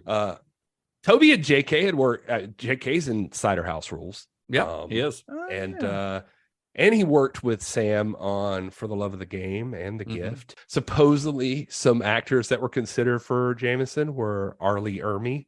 I can see it. That seems almost too obvious, honestly. Awesome. Stan Lee really wanted the role, but he had to concede that he was too old for it. Yeah, and supposedly Michael Keaton like auditioned for it, which was I could honestly see that too. I could, cool. Although I could more see like later, like now Michael Keaton, like old grizzled Michael Keaton, a little bit better. He's got the voice for it, you know, like he's got that good voice. But now he's the Vulture. Now he's the Vulture. But you honestly, you can't do any better than what J.K. Simmons does here, which is why they ended up just bringing him back in the MCU. He's so good. You see him on screen and you're like, holy shit. If you've read the comics, you're like, that is that guy. That's him. That's the guy. Yep. Exactly they were like, he was bald at the time. So that's like a hairpiece on, but they said, I think he's been bald for a very long time. They said as soon as they put that hairpiece on, it, we're like, oh, it's just, that's him. That's JJ. And it's crazy too. Like Sam does such a good job with him, because he even gets those like moments, like he gets one in this of like a little bit of heart where he's like, you know, because I think he talks about like he worked with Sam and didn't want him to be a complete piece of shit the whole time, you know, but he gets that moment where Green Goblin comes looking for who's taking the photos, and he's saving Peter Parker's life. He does, basically. yeah. Like He he's really like, I'm not does. going to tell you. Like, you know, Yeah, I don't know. He's not a complete monster. Yeah, Well, he just wants pics of Spider-Man. yeah. So this is the point Grab, we are double grab. That's so good, and the pictures are incredible. So this is the part where we pass it along to Todd. Surely, in a movie of this size, we've got to have a handful of Star Trek alum, right? And a handful we do have. So this week we've got we've got quite a few, so I'm going to try to burn through these pretty quick. We got John Dykstra as Man Running in Front of Little Billy. It's an uncredited role, but he actually worked on Star Trek the Motion Picture as part of their visual effects. He was we're going to talk all about John Dykstra in a minute. yeah So he has a cameo in this. Yeah, he has a brief cameo in this, but he did a lot of visual effects for Star Trek the Motion Picture back in 1979. Then we've got one of the Oscorp lab technicians actually wrote, directed, and starred in a Star Trek short, A Mock Time. It's actually about a Star Trek nerd getting his soon-to-be bride to agree to a Star Trek wedding. Wow. Then we've got one of the cops is Mark De Alessandro, who has actually done a lot of stunt work in the Star Trek movies, First Contact, Insurrection, Nemesis, and Into Darkness. He did stunts on all of those. Andy Bray is Boy Carrying Tray in the Cafeteria. Actually did 5 episodes of Star Trek Phase 2 as Chekhov. Then we've got Rick Avery, who is another cop here, was the stunt coordinator on Star Trek Insurrection. And then we've got Ashley Edner, one of the girls in the tram. She actually did an episode of Voyager and appeared in Star Trek Beyond. Corey Mendel Parker, the chaperone on the tram, was actually in Star Trek Enterprise Season 2, Episode 20, Horizon, where he plays the brother of Travis Mayweather, Paul Mayweather.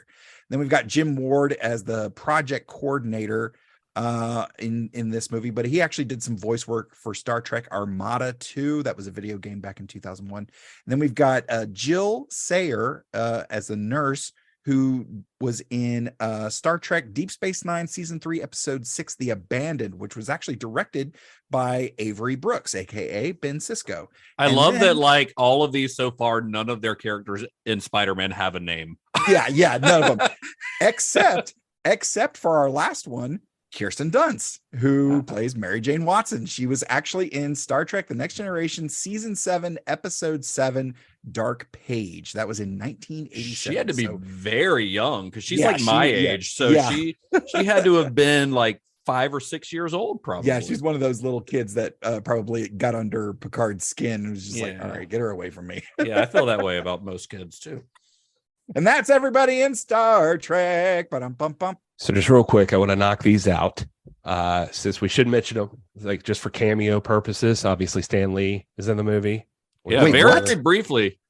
Yeah. What? He has a longer scene. If you look at the deleted scenes, he has one where he tries to sell some kids some sunglasses. I think it's the kid he ends up saving. Yeah. It's like, oh, they wore these in the X-Men. There's that. Obviously, we talked about Bruce Campbell. Lucy Lawless is in there. Yeah. Sam Raimi would have worked with on Xena, and Nicholas Hammond's in there, who was the Spider-Man from the TV series. Is he really? He gets saved in the Times Square scene, like when Spider-Man shoots the webs and pulls a couple back. Yeah, that's him. Yeah, that's him. Huh. Ivan Raimi is like with his family in the first bus scene. Okay. Walking through, and then of course Macho Man Randy Savage. We didn't not really a that. cameo, but yeah, he deserves a mention. The late great Macho Man Randy Savage. Exactly. There's also learned about this guy just because the commentary mentioned him, and I didn't know who this was, but this guy named Radio Man from New York. Yes. Is he a superhero? No, well, kind of.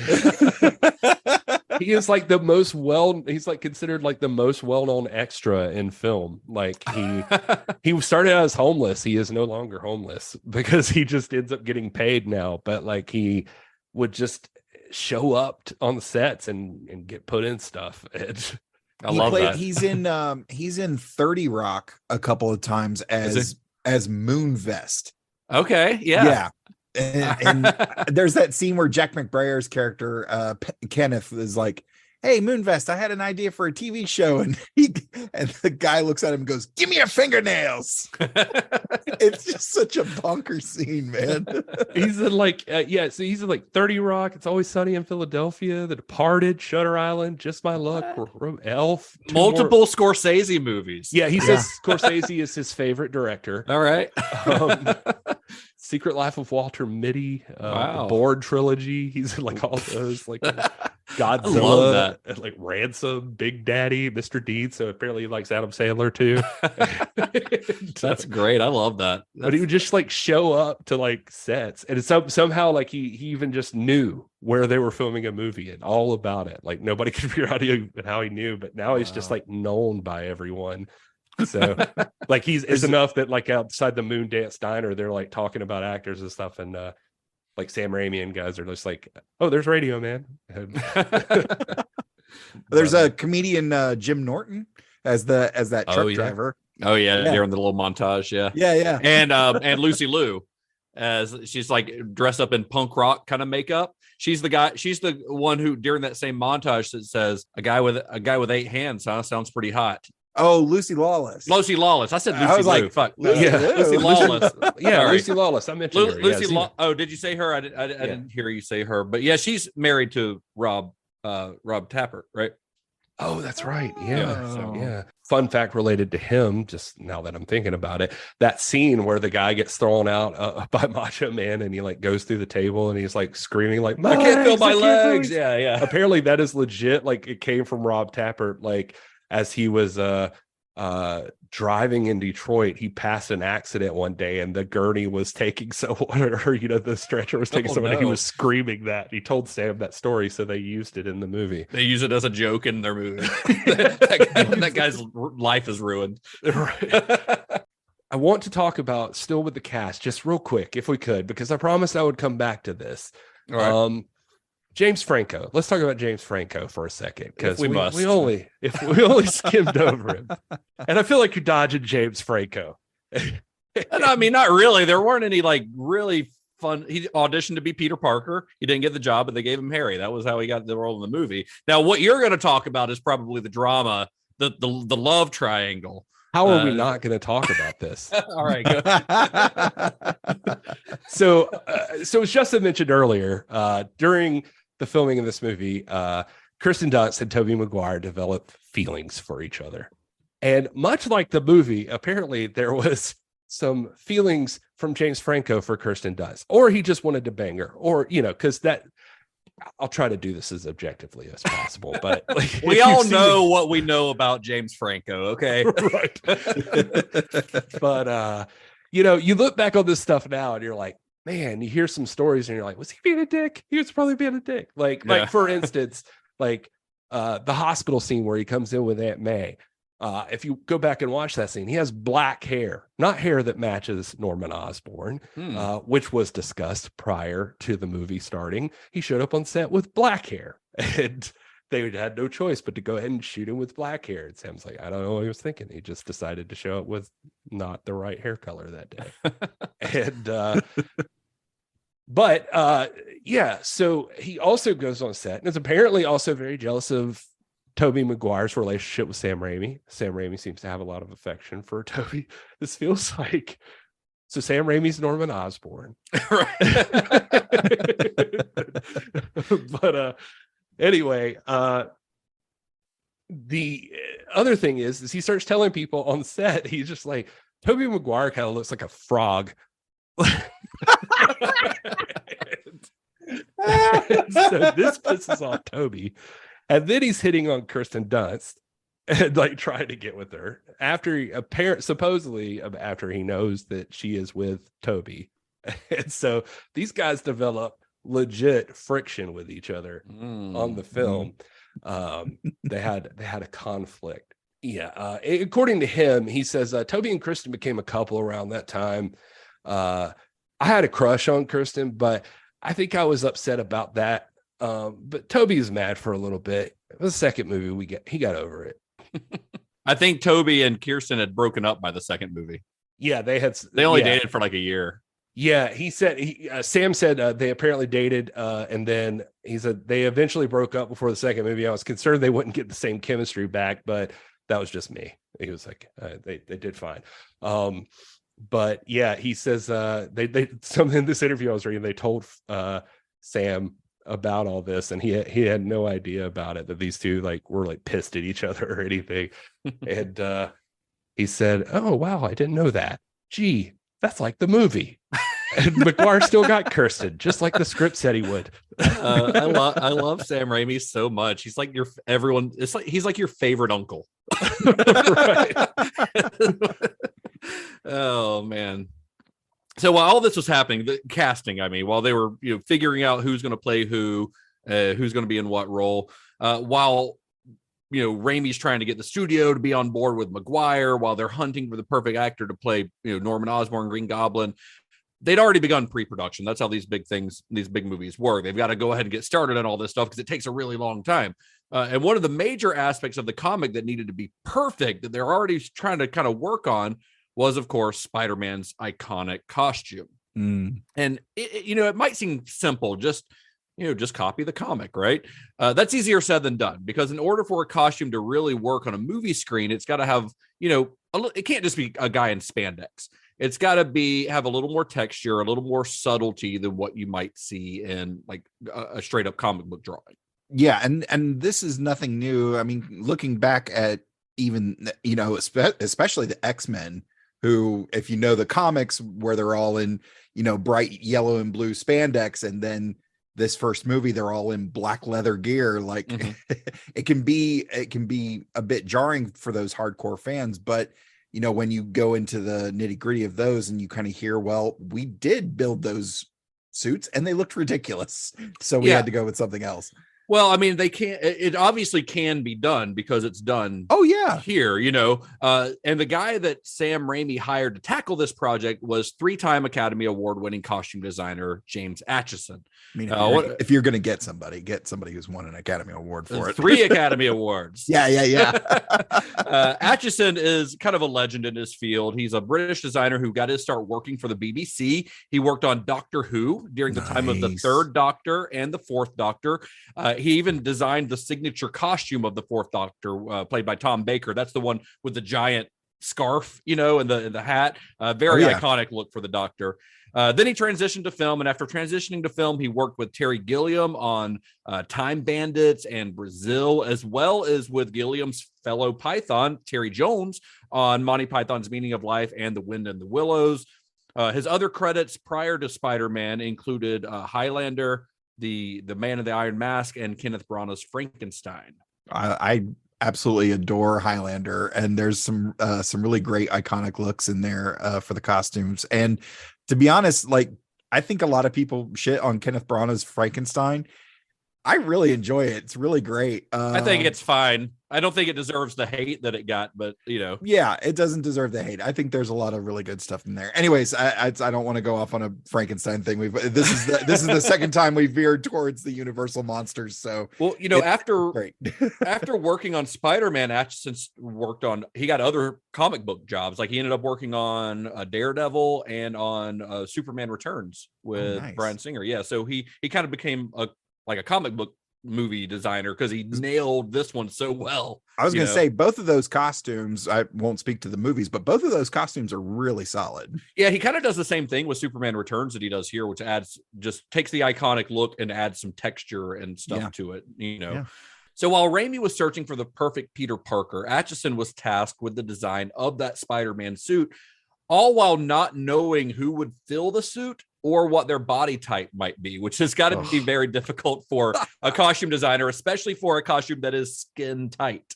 Yeah. So at one point during the design process, he filled a room with a studio with 20 men of all shapes and sizes, all of them wearing nothing but thongs and Speedos. And then he'd invite Sam Raimi over to the costume department. He demanded that Sam Raimi choose his preferred Spider-Man body type. So you've got Sam Raimi. I just picture this, like Sam Raimi walking in the door, and all of a sudden it looks like the pit crew from RuPaul's Drag Race just standing up against the wall, like mostly naked. And he said, Acheson, here's a quote from him: "I've never seen such an embarrassed director. And he chose one guy. He was a really beautiful looking man, but he was about 6'2" and built like a shithouse door. So he picks this like big buff dude who's 6'2". And then Raimi went on to cast Tobey Maguire, who is 5'8". So Sam's like, why are you doing this? And he's just like, because I can. Several designs were thrown around, design ideas were thrown around. Atchison was particularly fond of the idea of having a red emblem on a black costume, which isn't inherently a bad idea, but if you're going to go for classic Spider-Man, it's not exactly the look, Right. Well, it's the look that eventually wound up, sort of, with Miles Morales, right? Right, Gary? Yeah, kind of. But the final product looks remarkably close to the costume from the comics, only with some dimensionality and texture added to it and a slightly more subtle approach to the colorization. So then for Spider-Man's mask, Atchison created an inner mask inside of every mask that was made so that no matter who was performing as Spider-Man in a particular scene, whether it be Maguire or a stuntman, the character would always have the same profile. I mean, Spider-Man has that kind of iconic, head shape. So you got to kind of keep that. So essentially there's like a small, almost like a helmet, like a small helmet inside of the mask. And all in all, they constructed 23 suits for the production at a cost of $100,000 a piece. That inner mask detail, it's really smart because like you clever. said, yeah, because you got this. It's skin tight, and with some of these actors who have very distinct facial features. It's easy to get some athlete who stunt doubles. It's easy to find someone who kind of looks like Toby, but for that very distinct profile of the face, yeah, that's a pretty smart move there. Yeah. Yeah, the main thing I noticed about Tobey Maguire in his Spider-Man outfit is he did talk about how he had to have discussions with them because he needed to pee sometimes, and there was nowhere to pee. Like they didn't want to put anything on it, so he had them install zippers finally. But then they would constantly break, and so then they'd have to stitch him into it. But yeah, it said his whole process to go to the bathroom was like 30 minutes. Jeez.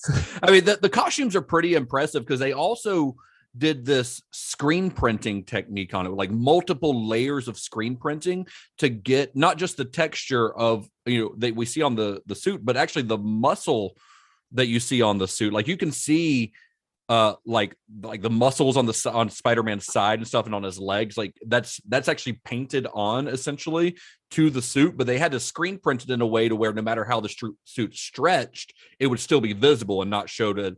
So it wouldn't look like, it wouldn't look like muscles painted on fabric, basically. So it was a very complicated process to get that screen printed that way, but it looks incredible, I think. Now, one element of the film that Atchison did not design, and he will be absolutely adamant that he had no hand in designing it, was the mask of the Green Goblin. Atchison, in fact, seems to really hate this mask, and he hates that it's in a movie that has his name on it as a costume designer. But apparently an outside company had already been contracted to design it before Atchison had ever been hired. So the mask was created by a company called Amalgamated Dynamics, although their original design looked much different. The initial Goblin mask that they created was an animatronic mask that would have fully covered the actor's face, and it looked pretty accurate to the character's comic book look. Like it looked like it was supposed to be his face and not a mask necessarily, And Raimi would later choose not to use the animatronic. I'm not sure why or what his reasoning was. My guess is that it's animatronic, so there has to be something to control it. So there was this big like shoulder harness that had to come out the back. So it probably limited how the actor wearing it could move physically within a scene. That would be my guess as to why Raimi wouldn't want to use it. But for whatever reason, he decided not to go that route. And the company went about designing the piece that would end up being used in the final film. It's because Sam's random. Like Laura Ziskin has a story about like one day Sam just walked in and said, Green Goblin needs a trident. They're like, what? And he's like, I want him to have a trident. And so they give him one. The only thing I could find on it, there was some screen tests, like you mentioned, and it's a wicked looking mask. It really, looks cool really as hell. is. It does. I don't know how he would talk in it. That made me wonder about it. Yeah, like how 'cause that would look. None of the footage that you see has him talking of the test footage. So yeah, But I'm not sure. I did find one interview where somebody said that that they found it unnerving, like the mask, and that Avi Arad nixed it. That he told them, "Hey, listen, we were trying to sell toys, not scare kids." I mean, it's the Green Goblin. It's supposed to be unnerving, and he does look like the comic book character. He's got the red eyes, and like I don't know, it's pretty cool. Again, if I can remember to do so, I'll put a link to a video of some of that footage in the show notes, because Amalgamated, that the company that created it, they've got multiple videos on their YouTube channel of the mask and of their tests using it, and it looks really cool. I think it does look cool. Supposedly does. the whole costume was like way more bulky originally too, and like had a lot of armor on it and stuff, which I mean, I know it seems like it does now, but supposedly like the way the actual suit got, it was like bulkier at the time, and like Defoe like had them, he was like, I got to do my own stuff. It needs to be more athletic and less like armor. Right. Well, filming on Spider-Man commenced in the early months of 2001 at a budget of $139 million. That's a huge budget at this time, with a deal that Marvel would get about 7% of the box office, which, again, knowing how well this movie does, is a pretty good deal for Marvel.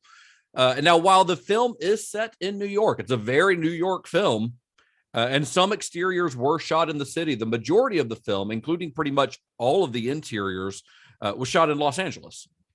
And a surprising, well, it made me not surprising, but I was surprised when I found out that a lot of the locations in the film were shot on sound stages. I mean, I understand why. It gives the director a lot more control, of the environment, the Parker residence, the wrestling auditorium, even the Times Square sequence where Spider-Man and Goblin battle for the first time. That's all shot on sound stages. That last one kind of makes sense because the Goblin like destroys an entire building.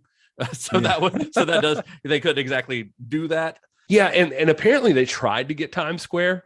They really petitioned to get it for like a weekend, and the city was just not having it. Huh. Yeah, so that set is actually the same place that the wrestling scene is in.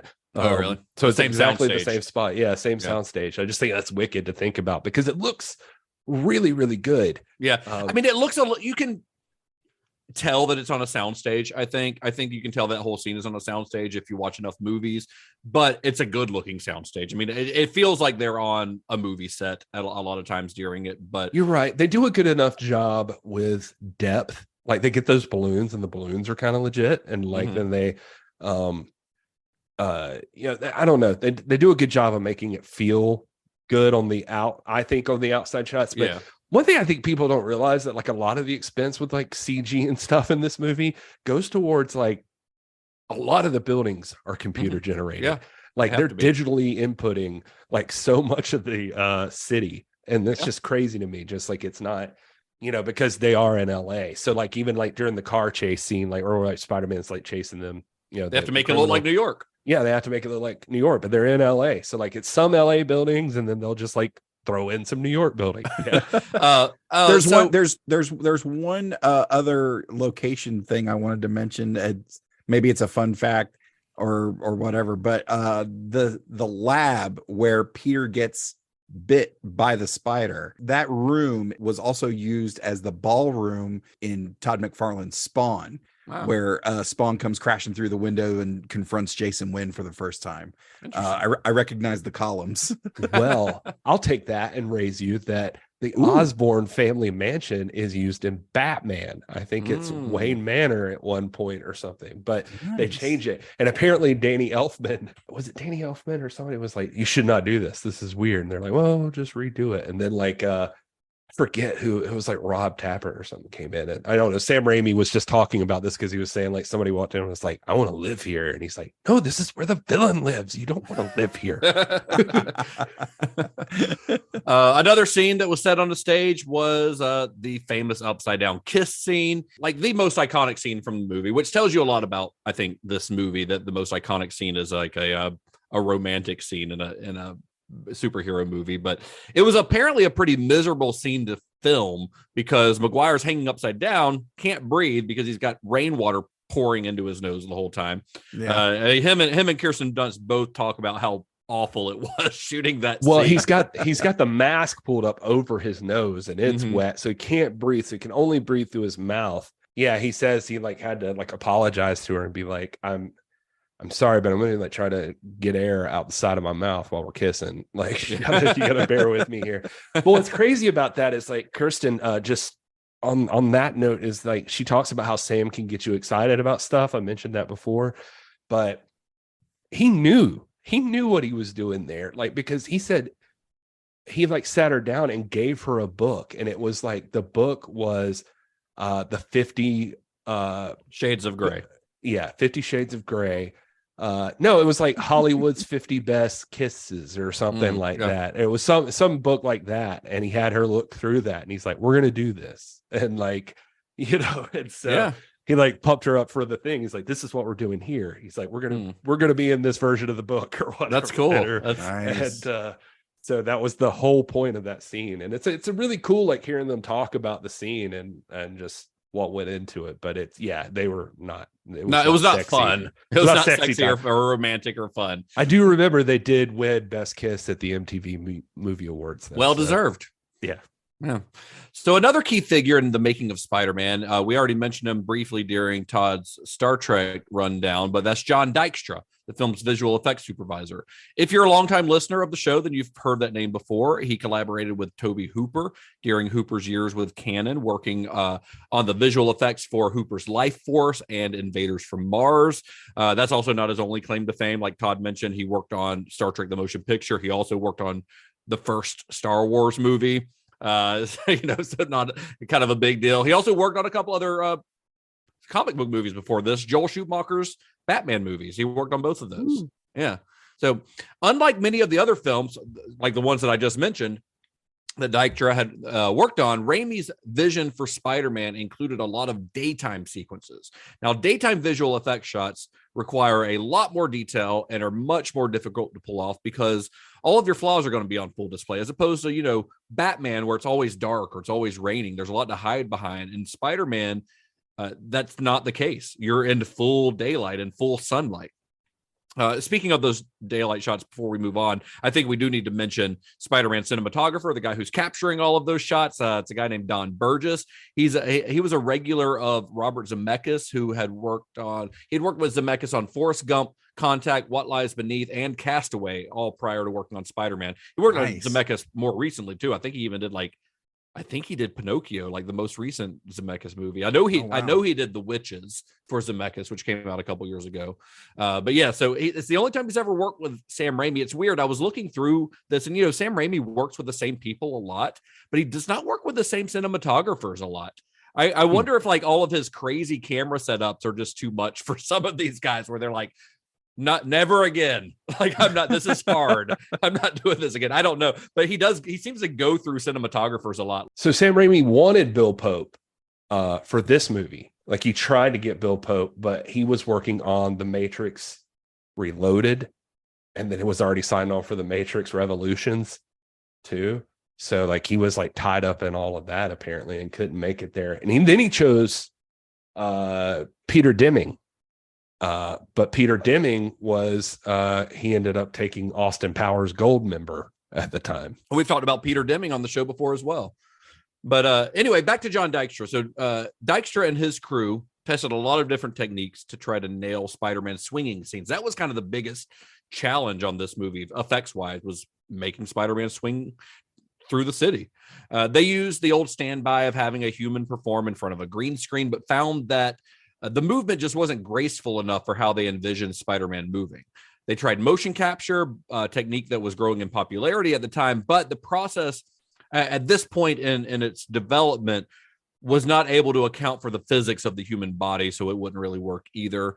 Eventually, Dykstra suggested to Raimi that they could pull off the Spider-Man swinging sequences by fully animating it using CGI. They did this using a technique called keyframe animation, which is a time-consuming frame-by-frame animation process. It's a very tedious process, but it allows more control and more fluidity with your actions. So to sell this technique to the studio, because he had to kind of sell it to them because it's going to require a lot of manpower and a lot of hours to get it done. So to sell them on it, Dykstra filmed an actual stuntman crawling up the side of a building. Then he built an animated version of Spider-Man doing the exact same movements, but he didn't tell the studio executives which one was real and which one was CGI. So they watched them side by side, and when they couldn't tell the difference, that was it. Like, Dykstra got the okay to start using the process. And in the end, it took 200 technicians to create over 500 CGI shots of Spider-Man in the movie. Ooh, that is insane. There is a great story from Laura Ziskin, one of the ones that is good. Not one of the ones that is good.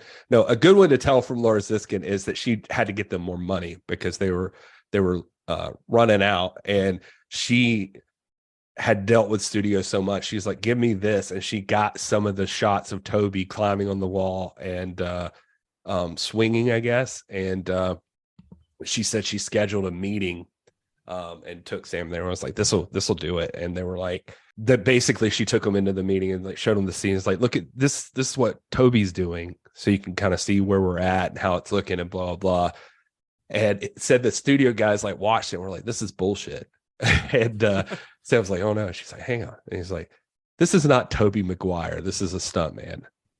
And but it was all CG apparently, like what they had and stuff. And so they were like, she's like, we got him. That's cool. We got him.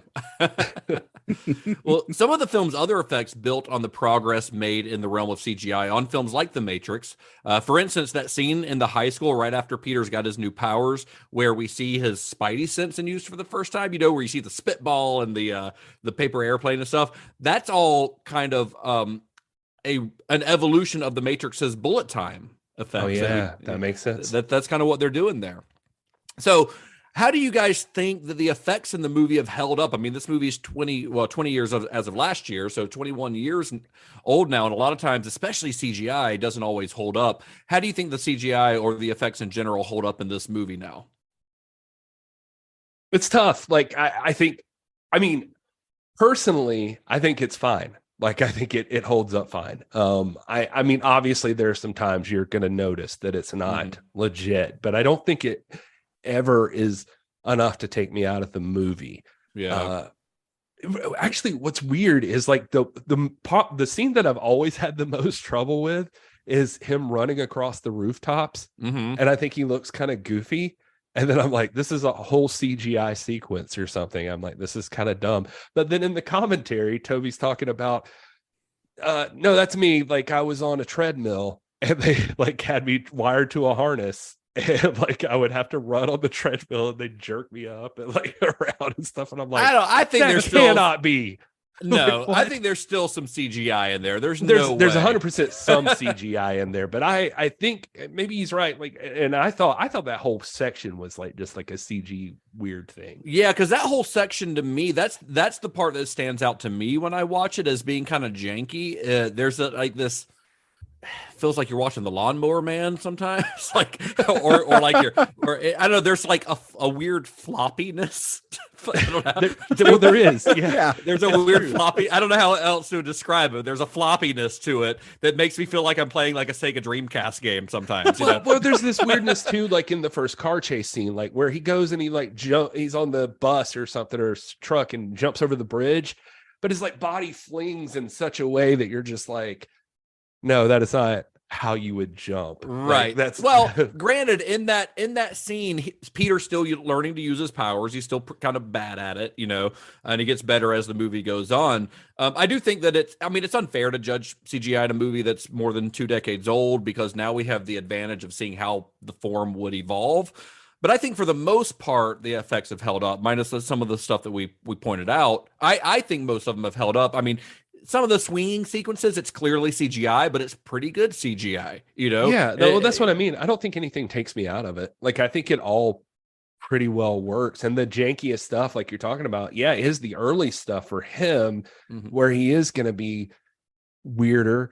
I mean, like that final swinging sequence at the very end of the movie, the kind of coda at the end, where Spider-Man knows what he's doing, is spectacular. I mean, it's an incredible sequence. Well, and they say like, the guys say like Sam came in and was like, I need the best animation you've ever done in your life. Like I need a sequence that is this and that by far they say is the scene that took the longest to put together. Well, like they worked hard, but it on shows. That. It But shows. it does show. Great. Yeah, it's pretty flawless. Like just that scene is great. Well, and I think I recall hearing them. I can't remember if it was a commentary or behind the scenes type thing, but I think they said that they wanted the cinematography and the look of it to progress along with Peter. So those first scenes look like shit because Peter's shit.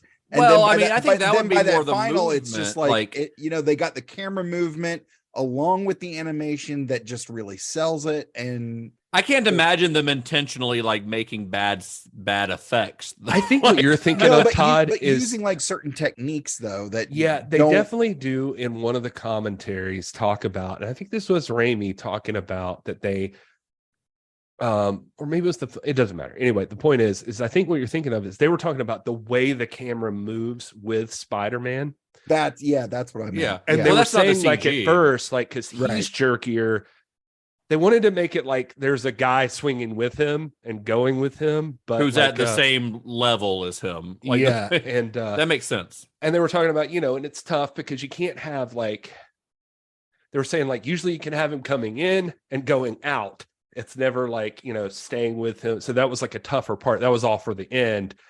But they, but yeah, there was something that they were talking about, like the first one, when he's weirder and unsure and like tried to figure it out. They wanted the camera to also kind of feel that way too. Like, that makes sense. It couldn't keep up with him properly, and that sort of thing. Yeah, and Justin, you hit the nail on the head earlier. There's a couple parts where it's like, this feels a little video gamey, but like the part that sells it for me, I know I'm hammering on like the audio type stuff here, but I distinctly remember sitting in the theater, and there's that part where he just left, he just saved Mary Jane. He put her down on the roof of 30 Rock, and then he jumps off and swings off. That part where he swings off and he's swinging and you hear him woohoo, and then he runs along the side of the building and you hear his footfalls on the little glass. pitter patter. Yeah. That part to me sold it. I was like, Tobey Maguire is swinging around New York City. That's real. That was apparently an animator, like one of the animators of the thing that just had that idea is like, oh, sometimes we get close to the building and he should like run along the building. I love that. Like, that's fun. Yeah. And I was like, man, I never thought about that. That's a cool thing. and again, that audio of his footfalls on that glass really helps sell that moment, I think. Speaking of audio, I think one of my favorite dumb little moments of the movie is after him and Goblin fight at the Times Square, and Goblin is smoking off in the background. We'll meet again, Spider-Man. Yeah, it's such a dumb little goofy comic book moment, and I love it. It's perfect. But the CGI, I think honestly, I just thought about it, but probably the worst moment of CGI in the movie is also during that scene where the Goblin throws his little bomb and the guys turn into skeletons. Oh yeah. That's awful. Because here's the thing, the most cartoony for sure. Because it looks fucking terrible, and I don't know how a movie that looks this good in general, how anyone signed off on that. Because the thing is, the technology existed. Blade did it 4 years earlier. The exact same thing, and it looks good. It looks better. I was also reading internet commentary in some site, and somebody was like, man, he should have used that bomb the whole time. Yeah, probably. It seems pretty useful. Well, of course, it wasn't all CGI. This is Sam Raimi after all, and Sam Raimi loves his practical effects. He wanted a blend of practical and CGI, which meant putting stunt people on cables and high-speed winches to perform as Spider-Man under the supervision of stunt coordinator Jeff Haberstadt.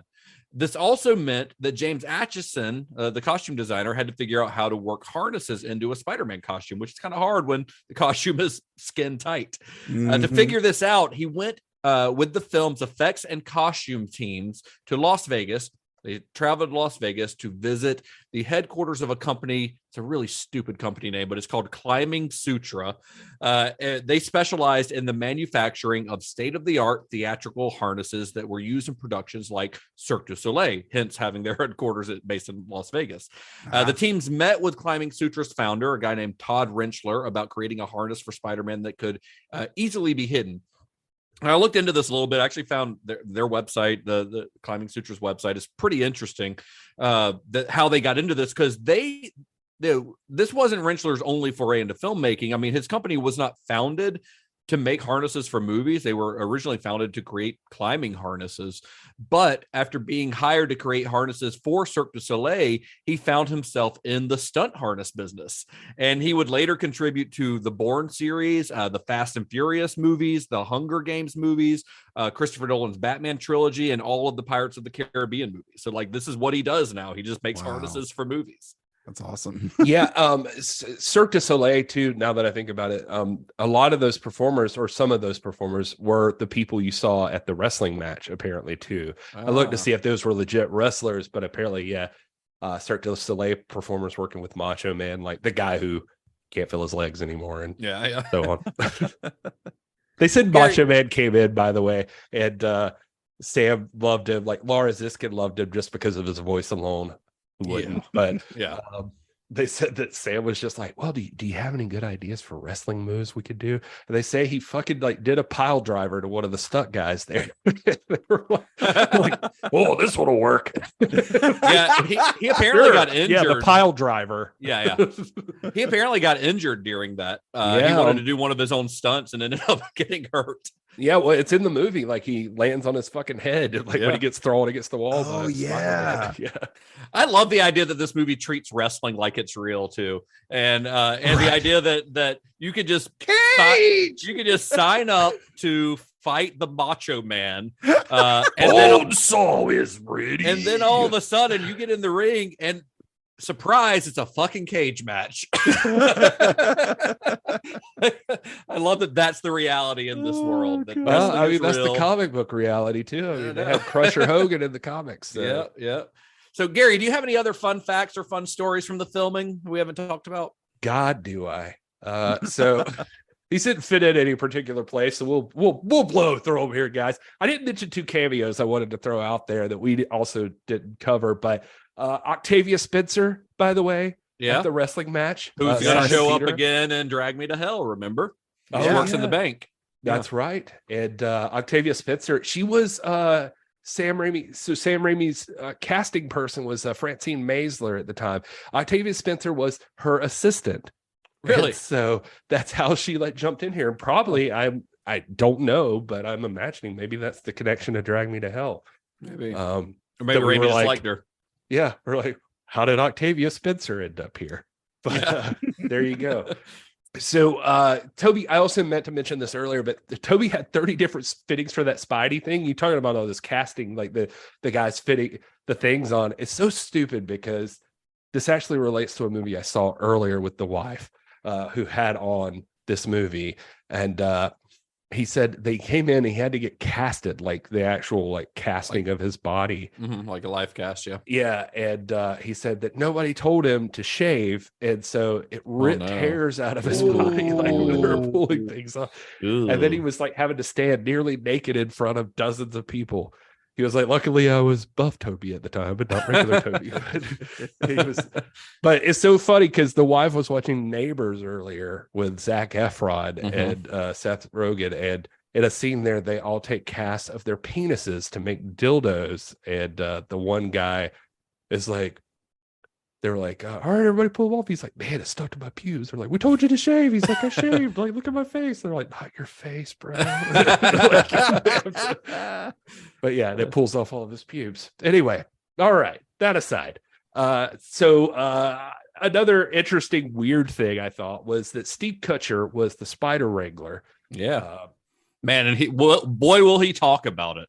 Because I started watching a thing on the Blu-ray where it was like a web diary kind of thing. Right. It's fucking 25 minutes of this guy talking about spiders.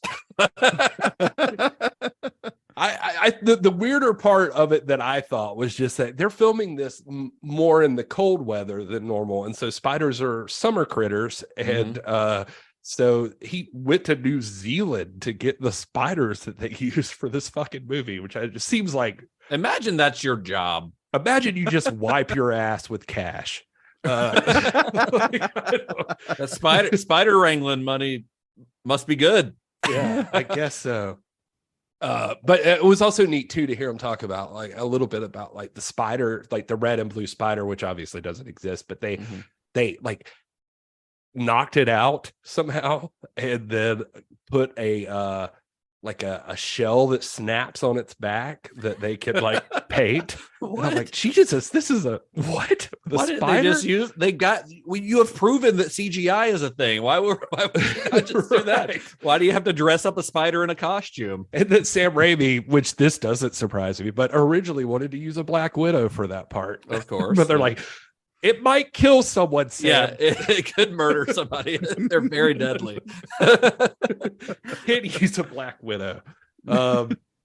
I thought this was neat. The dream sequence where Spidey, he goes in and takes a nap after he gets his power and stuff. There's that weird little that also in running for weirdest CGI of the movie, but has that little, the DNA splices going together. Yeah. There's like some random shit and an eyeball that appears out of nowhere. Yeah, very Sam Raimi. Yeah, well, that eyeball is from a Fulci film that he just threw in there, and the Fulci does like his eyeballs.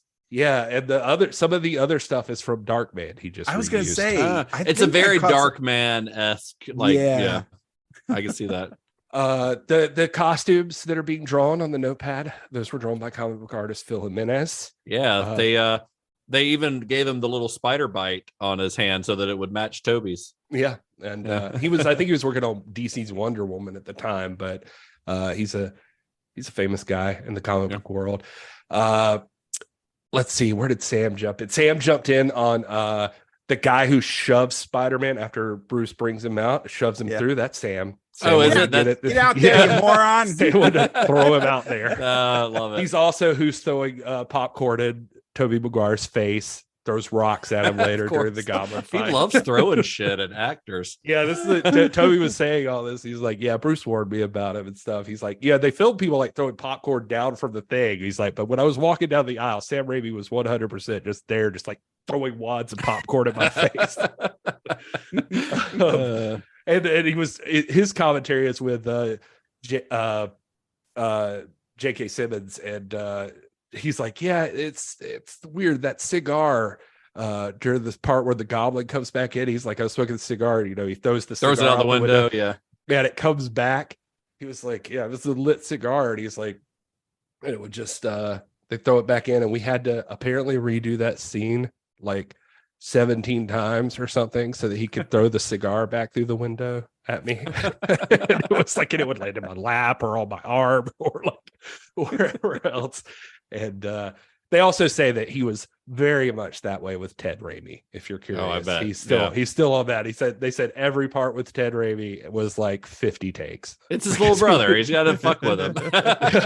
Just like, for comic book fans, there's allusions to people in there. I just thought that was neat, just worth mentioning.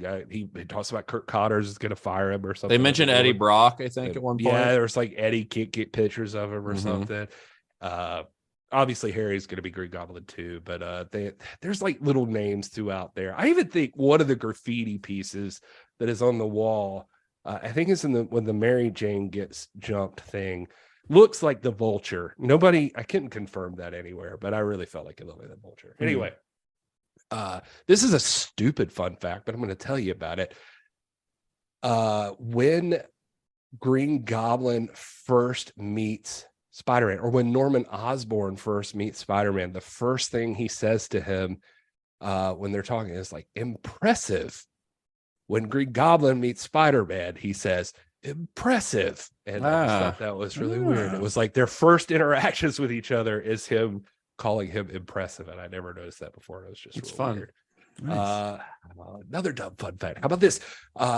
Green Goblin kills 12 people in this movie. He is the highest ranking villain on murdering people on screen. What about Thanos? Really? Well, I mean, in Spider-Man. Okay. Spider-Man villain. Yeah. Thanos kills half the universe. It said the closest maybe Mysterio, but they never like really, despite the scale of his attacks, like they never You don't ever really see it. Yeah, you don't see him kill anybody, or at least that many people. On the 2014 edition of the Pete Holmes Show, Joe Manganiello, or whatever his name is, Manganiello or It's Joe Manganiello. Manganiello, one It's Joe Manganiello. He's a big D&D guy. For the fight scene, two crew members offered him $100 to actually punch Tobey Maguire in the face. Did he do it? He said he feared he would never work again, so he decided against it. Probably a good call. But he did tell that story. I didn't know about this, or I didn't know this about Sam, but Sam apparently told Laura Ziskin that he loves working with two editors. Have we talked about that? No, but he does do it regularly. I mean, Bob Murawski, who has been his editor on a couple movies prior to this, was one of the editors on this one. Yeah, she was telling the story that she asked that why, because he wanted two editors, and he says what he does, and he confirmed this in the commentary that he even did this. Is he like does the movie, sends it to the two editors, and they both make their own version of it. Then he watches both back to back, and then mushes them together on what interesting what he likes best. It's an interesting process. I've never heard that before. Hugh Jackman was on set, supposed to appear as Wolverine. Oh, I did read this one. What? Yeah. They couldn't find his costume, right? They couldn't get his costume from Fox. Yeah. They could have started the MCU 6 years earlier. Yeah. And it's super weird if you go back and watch the X-Men. I think on one of the extras on the DVD, I've always remembered this because I remember on the VHS it was like, wait through the credits. Actually, one of those things that is normal now, but they had a scene where like the X-Men run in at the Statue of Liberty, and they're like running into face Magneto, and like the guys didn't even know it, and they all run in on the scene, and Spider-Man runs in with them. Now it's not Toby, it's like some guy in a Spider-Man outfit, but he like runs in, and they're like, all right, what's going on or something, and they like look over, and they're all like, what? And he's and Spider-Man's like, shit, wrong movie. I feel like I vaguely remember that. I remember that. Yeah. Let's see here. Also, another last random weird fact is that around 36 minutes into the movie, Uncle Ben, he's dropping Peter off at the library. A bus drives by with a promotional advertisement for The Producers, the Mel Brooks musical. And Mel Brooks sued Sony for unwanted advertisement in motion picture space. Wow, you're getting a free ad there, Mel. I was like, what a weird fucking thing. Yeah.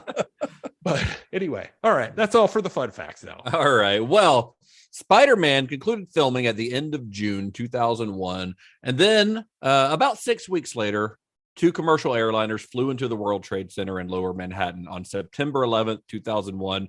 You guys may remember I think I heard that. about that. Yeah, I think I heard about that. Yeah. Now, 9/11 changed almost every aspect of our lives. I mean, especially if you ever wanted to travel anywhere. But Sam Raimi's Spider-Man would also not remain untouched.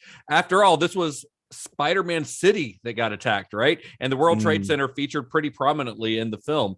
It also featured very prominently in the film's marketing. One of the film's first teaser posters shows a profile of Spider-Man's mask where a reflection of the World Trade Center can be seen in his eye. It's a very cool poster. There was also a teaser trailer that had been specifically created to promote the film that had to be pulled.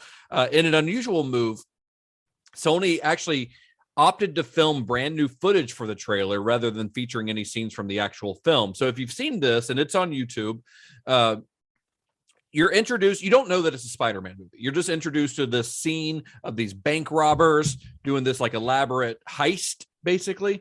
Yep. And they successfully pull off this robbery. They grappling hook their way out of the building. They escape on a helicopter, but before they're able to leave New York airspace, they're captured by Spider-Man. Basically, you see them flying in a helicopter, and then they stop moving. The camera zooms out, and you see that they're on a giant spider web. The helicopter's trapped in a spider web. As it continues to zoom out, you see that the spider web is hanging between the north and south towers of the World Trade Center. So, like, it is the moment in that trailer. Yeah. It's a cool moment, by the way. It's a cool little trailer. Yeah, it's a very cool little teaser trailer. And then it shows some like footage of Spider-Man swinging through the city. But after the 9/11 attacks, the studio quickly and I think wisely decided to pull all references to the World Trade Center from all marketing materials. In the course of my research, now me and Gary, we talked about this yesterday or a couple days ago. Several sources that I read noted that shots of the World Trade Center were digitally removed from the film. But Gary, you actually found that this wasn't the case. You said that you can actually see I rewatched the movie last night after you told me this, and with the intention of looking for it, and I got so sucked into the movie that I forgot to look for it. But they actually discuss it in the commentary on the Blu-ray, right? Yeah, on the one with the it's with the CG guys, like the animators and such. They're talking about it, and they tell the story that they had made the trailer, and that it was, they figured it would be too painful at the time, so they needed to pull that. But they had made a decision with Sam that it would not be removed from any scene in the movie, and I don't think it's ever there prominently. Like it's never. Yeah. I have a feeling that the stuff that I read that said that it was removed from the film, I have a feeling that maybe there were some scenes where it was featured prominently that they removed. That's my theory. Yeah, maybe. But that if it's just in the background, it's still there. Yeah, there's a scene definitely where like he's first, I think when he's first like wall climbing, like it's in the background somewhere, like you can, and it's brief and like it's like really quick. They don't focus on it. Yeah, and when he's swinging around the first time in the costume, I think like he does the scene where he looks up and it reflects in his eyes. Tobey even points it out and like everything that like there's the World Trade Center, like, as you do now, because it's so weird. Like now, every time I see a movie and the World Trade Center's on screen, it's like a thing to like point out there's the World Trade Center. But yeah, so it's there. It's in the movie. They acted like, at least the animators and stuff acted like they even said there's one scene where it was in the background and not in the background later, and they added it in. They say they definitely added it at one point. Interesting. So I don't know. It's weird. Yeah, but they were saying that they decided not to take it out of the movie, that it was just part of the history of it or whatever. Yeah. But, yeah. Well, Spider-Man was eventually released. It was originally supposed to be released in the summer of or the fall of 2001, but then pre-production or post-production took a little while longer. So it eventually got released in May 2002, May 3rd of 2002, and it was an immediate smash hit. It grossed $114 million in its opening weekend. That's huge. I mean, 2002 especially, that is huge numbers. Everyone loved the film, comic book fans, casual moviegoers, and most critics gave it high praise. One of my favorite quotes that I found was from Jack Matthews, writing for the New York Daily News, and he said, "Spider-Man is an almost perfect extension of the experience of reading comic book adventures."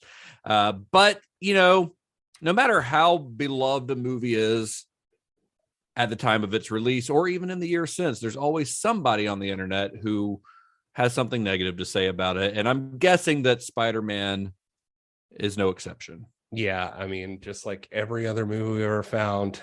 You know what? We've talked a long time about this movie. So luckily, there are some people that only have the capability of writing like one sentence at a time, and they all need naps.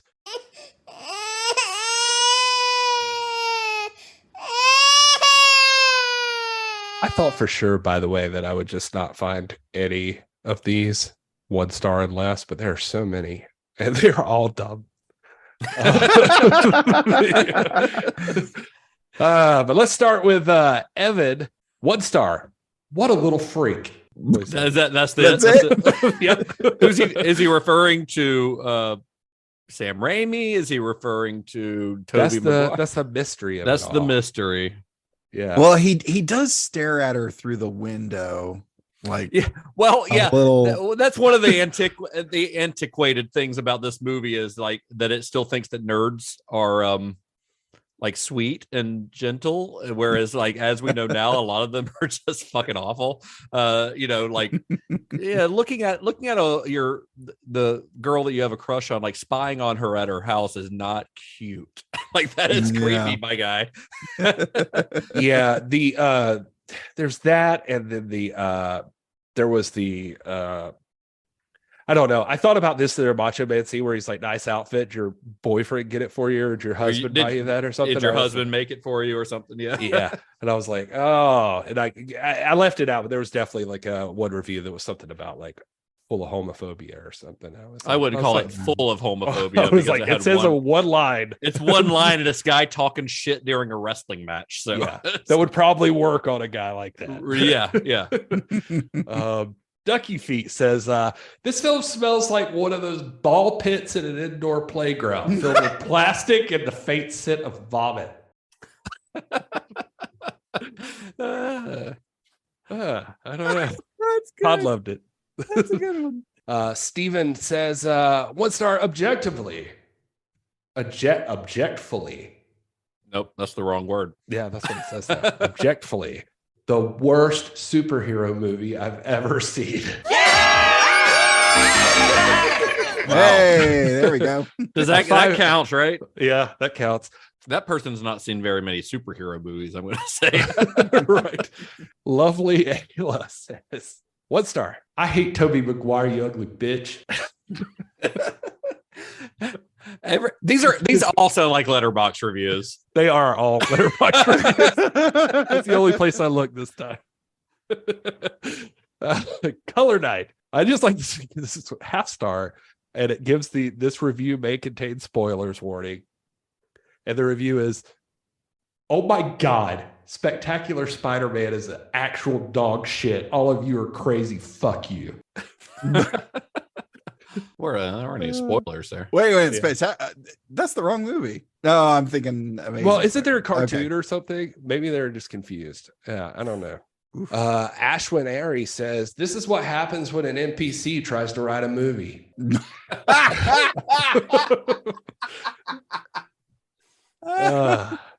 Peyton, she gives it 1 star and says, this movie reminds me of Twilight, but at least we can admit the Twilight movies were bad. Fanboys pretend like this is the peak of cinema, and still it's annoying. Grow up. Lucy says 1 star. It says, so god awful. Who wrote this script and who read it and said yes because we need to have a chat? The fact that y'all hated Andrew, would this shit exist? No. Oh man, no. That's fighting words. Renee gives it 1 star and says, what if we turned an incel into a superhero and paid Willem Dafoe to get high on camera for a bit? That's good. You'd have a 5-star movie is what I say. That's right.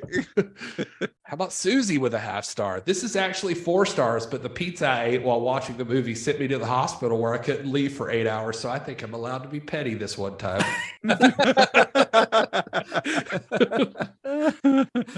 Half star from LOLOLOS's. I think this qualifies as one of the worst movies ever made. Wow, there it is.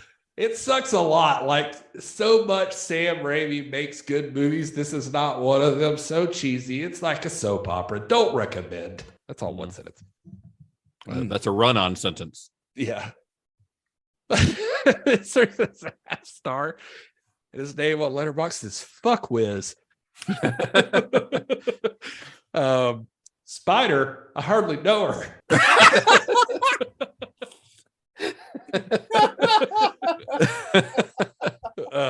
That's great. That's so stupid. We're recording much later than we normally do, and we're all old, and I think we're all sleepy. So now we're just being delirious. It's got to be that because I'm fucking crying now. Nick Grimes gives it half star.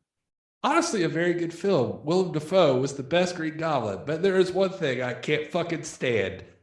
MJ. She literally is the physical embodiment of slag. She cheats on Harry in this one, and she cheats on at least one person in the next two. She's a bitch. I wish she fell off that fucking balcony. that person has been hurt. That person has been hurt by a woman.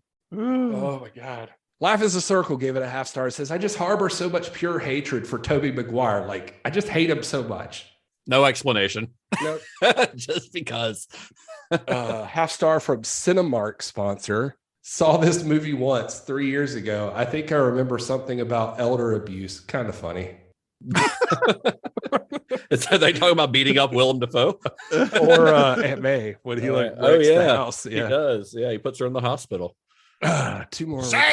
Oh no, they're talking about I had to beat an old lady with a stick to get these cranberries. That's what they're talking about. And then finally, Shogun Rua with the most coherent of any of these, I guess, with 1 star, gives it dull and dreary with only the occasional glimmer of humor from Raimi, saving it from being total shit. I have never thought highly of the Spider-Man comic, but you know what I especially dislike? His boring personal life. And having 2 wallflowers that can't act in Dunst and Maguire carry a dramatic dialogue-laden scenes must have been a cruel joke. Meanwhile, the villains featured in this installment are lame, and the fights are mailed-in CGI. A few amusing scenes aside, this is a lousy flick. I think that person watched a completely different movie than I did. Like, first of all, the thing about this is that the fight scenes are not all CGI. That's what makes this one distinctive to like the later Marvel movies, I think, is that, you know, there are actual like physical fight scenes. This, like, what the fuck is this guy watching? You watched a different movie. Let's talk a little bit about Spider-Man, because we've got 2 sequels coming of varying quality, but we're gonna talk about the impact that this movie had. I mean, because it is nearly impossible to discuss Raimi's Spider-Man without discussing it in the context of superhero cinema, especially within the context of superhero movies that would come after it. You know, we talked about in our last episode how, you know, Blade and X-Men, they kind of paved the way for Spider-Man to an extent.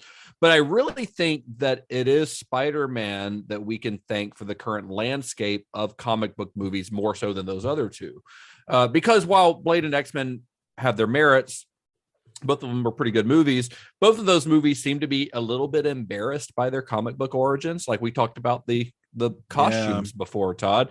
I mean, the movie, the X-Men movie makes that joke about yellow. What would you rather be wearing, yellow spandex? That, you know, it's kind of an attempt to distance itself from what the movie itself seems to think is just a silly comic book that it's based on. But that's not an issue for Spider-Man. Spider-Man, and this is fully because of Sam Raimi, I think. The movie fully embraces its comic book origin and it celebrates it. You know, Raimi, if you hear him talk about it in interviews, like he wanted this Spider-Man to look like the comic books. He wanted the red and blue costume. He wanted it bright and colorful. And that's something that we see in the MCU now, with a few exceptions.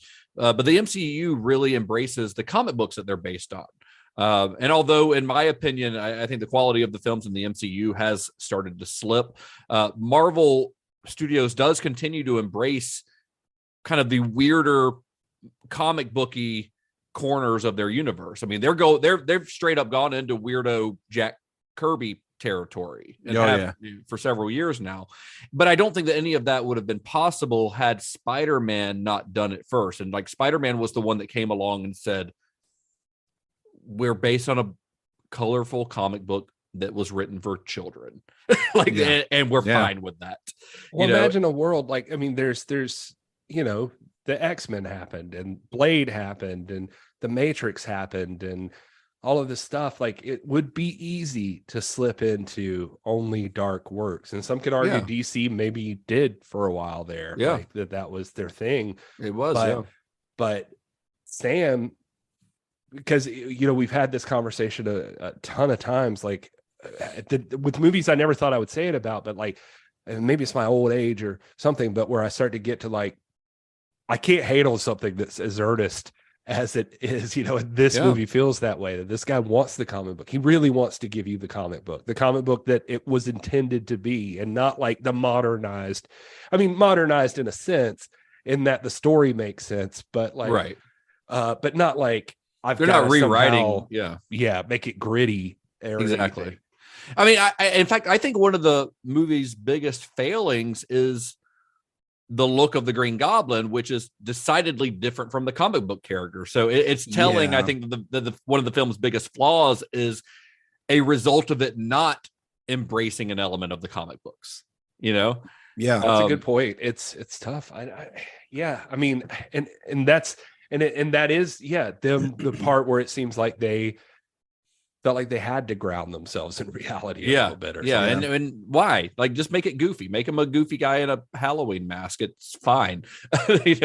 But overall, like, how do you guys think? I know, Gary, I know you've already said that you've fallen in love with this movie more than you ever had before. You've watched it like 5 times or something in the last couple of weeks, haven't you? Yeah, you have to start to appreciate it after a while. I think it like forces you. Yeah. But how do you guys think overall that it's held up, 20 plus years after the fact? I found this very, very watchable. And I mean, aside from Peter using a payphone, like to me, I feel like it's kind of timeless. Like it's story about a girl, like, and Peter Parker has always been one of the most, if not the most, relatable character in comic book canon. So when he's got issues, he's got problems, he's trying to be responsible, but just this thing that he can't talk about with anybody keeps getting in the way. But I feel like this film really holds up, because it had been a while since I had watched it, and I was like, how's it going to stack up now? And outside, him, looking through the window at the girl and stuff like that, for the most part, this holds up pretty well. I really enjoyed it. It does have some moments that are very 2002. Sure. Like, remember you remember when all of us comic book guys were really into Macy Gray? Yeah, I mean, it's got a pretty significant Macy Gray cameo, and it's got a song over the end credits by Nickelback. So well, listen, I mean, we could do a whole podcast about the soundtrack, but I will say this about Macy Gray. First of all, she was booked for the World Unity Festival, so that's true. She was a Columbia recording artist, by the way. I do love the idea that a weapons contractor has been able to shut down Times Square for a free concert featuring Macy Gray, where for some reason they have like Macy's Thanksgiving Day balloons. So bizarre. Well, Macy Gray. Oh, wow. But if you didn't know, she's responsible for the Macy's Day parade. So it's named after her. Little known fact. I will say this though, Tobey does tell a story in the commentary that I never thought I would reference, but I'm going to now. He was on tour like for screenings of this movie in Europe, and Macy Gray also happened to be touring in Europe. And he said we kept running into each other, and he mentions he's like Columbia recording artist, so maybe something to do with that. Yeah. But he was like, we would end up hanging out. He was like, she was really fucking cool. And he's Macy like, Gray's one great. time I ran into her. I was at a bar watching my buddy perform, like just at the bar watching it. And she came in and hung out with me. And then she watched my friend perform and was like, hey, you're pretty good. Come open up for me. And then invited him on the tour to open up for him. That's awesome. I mean, I think after, there a lot has happened in comic book movies since the time that this movie was released, obviously. And after years of watching these MCU movies that just seem to get bigger and bigger in scope, to me, it was kind of refreshing to revisit this movie, which is comparatively pretty small. I mean, it didn't feel like it at the time, but compared to what we've seen since, it does. I mean, you've got Green Goblin. He's not like trying to rule the world. Honestly, I'm never entirely sure what his actual intentions are. Yeah. Like he doesn't kind of seems to want to hang on to his company and just do goblin things. But they just want to fuck shit up. That's all it is. He goes crazy and wants to fuck shit up. I'm just trying to do hood rat shit with my friends. But, and when Spidey and the Goblin fight, it isn't some, unlike what that last review said, it isn't some big CGI filled spectacle. It feels almost like this intimate hand-to-hand combat as two dudes punching each other through brick walls. That's what it is. It's not this big crazy thing like you see in all the Marvel movies now, which all end in just a bunch of pixels on screen. This is two actors or two stuntmen in a physical room, knocking each other through brick walls. That's pretty cool. It's not something that you see anymore. But yeah, I think even more than that, I mean, that stuff's fun, but I think more than that, what makes this movie work is, I think we've kind of been hammering this home, but Raimi just gets what makes Spider-Man work. He's a guy who grew up reading the comics. He gets the sense of like the motion of Spider-Man that's so important, the thrill that the audience is going to get watching Spider-Man swing through Manhattan, and him doing the comic booky poses and things like that while he's doing it. And he gets that. And he gets that Peter Parker needs to be a dork, needs to be like a real nerd. He understands also the need for a comic book to be bright and fun. Because remember, Sam Raimi is an entertainer. He's not going for dark and drab. He's going for what's going to make the audience clap in their seats when they're watching the movie, Yeah. And the movie's not perfect. I mean, we've listed some things that we think are flaws in it. The Green Goblin mask is the easiest target, I think, but it also does like some dumb movie shit where like all the high schoolers look like they're 28 years old. It asks us to accept the fact that Peter Parker, who seems to be universally loathed by everyone at his high school, it's not like a normal nerd. Because normal nerds just find other nerds to hang out with, right? Yeah. Like everyone fucking hates Peter Parker, including the bus driver. Like everyone except for Mary Jane seems to hate Peter Parker. And yet he is best friends with the school's richest, most handsome student. And we're just supposed to like brush that off. Like that's just dumb movie shit, Yeah. And then, of course, we've already talked about it, but some of the effects don't hold up as well as some other ones do, especially the stupid skeletons. I'll give him that. It's also a thing I've noticed in the comics as well, because and Toby, I don't remember if I said it, but Toby read those because it would be the ones that Sam would have read, like those early issues. But I mean, his schoolmates are dickheads. Every last one of them. They're so mean. They are in the comics too. So it's just. He 100%. You go back and get yourself a Marvel Unlimited subscription like I did, not just for this, but just because I did. I've fucking fallen in love with comics again, and just the fact that I can pull these up and go back to Amazing Spider-Man #1 and go through it. It's like such a revelation alongside this movie. Just like, wow, he did read these comics. He did the comic. Yeah. And it's what every comic book nerd wanted from somebody. But just because he went with the organic webs, like then the nerds turned on him. Right. Yeah. But all these like little silly moments that I'm mentioning, these aren't necessarily the moments you remember when you think back on the movie. You remember like the first time Peter uses his webs to swing, when he's in that chase and he like kind of hesitates on the edge of the building. Like that's a great little moment. You remember the wrestling match with Macho Man. You remember you remember the upside down kiss. I mean, that's the moment people think about when they think about this movie is the upside down kiss. You remember Peter and Mary Jane talking outside where the you're a lot taller than you look, like stuff like that. Or those are the moments you remember because Raimi has rooted this in character, which is something you can't say for all comic book movies, certainly. Well, can I also say too, just jumping in on how much this movie is memed. Like this movie is like the crying Peter and him putting on his something of a scientist myself. Like all of that shit, that it's so much so that it gets used in No Way Home or whatever. But it's like I always feel like memes though, happens sometimes because there's like a super relatable moment or gesture or something that's happening.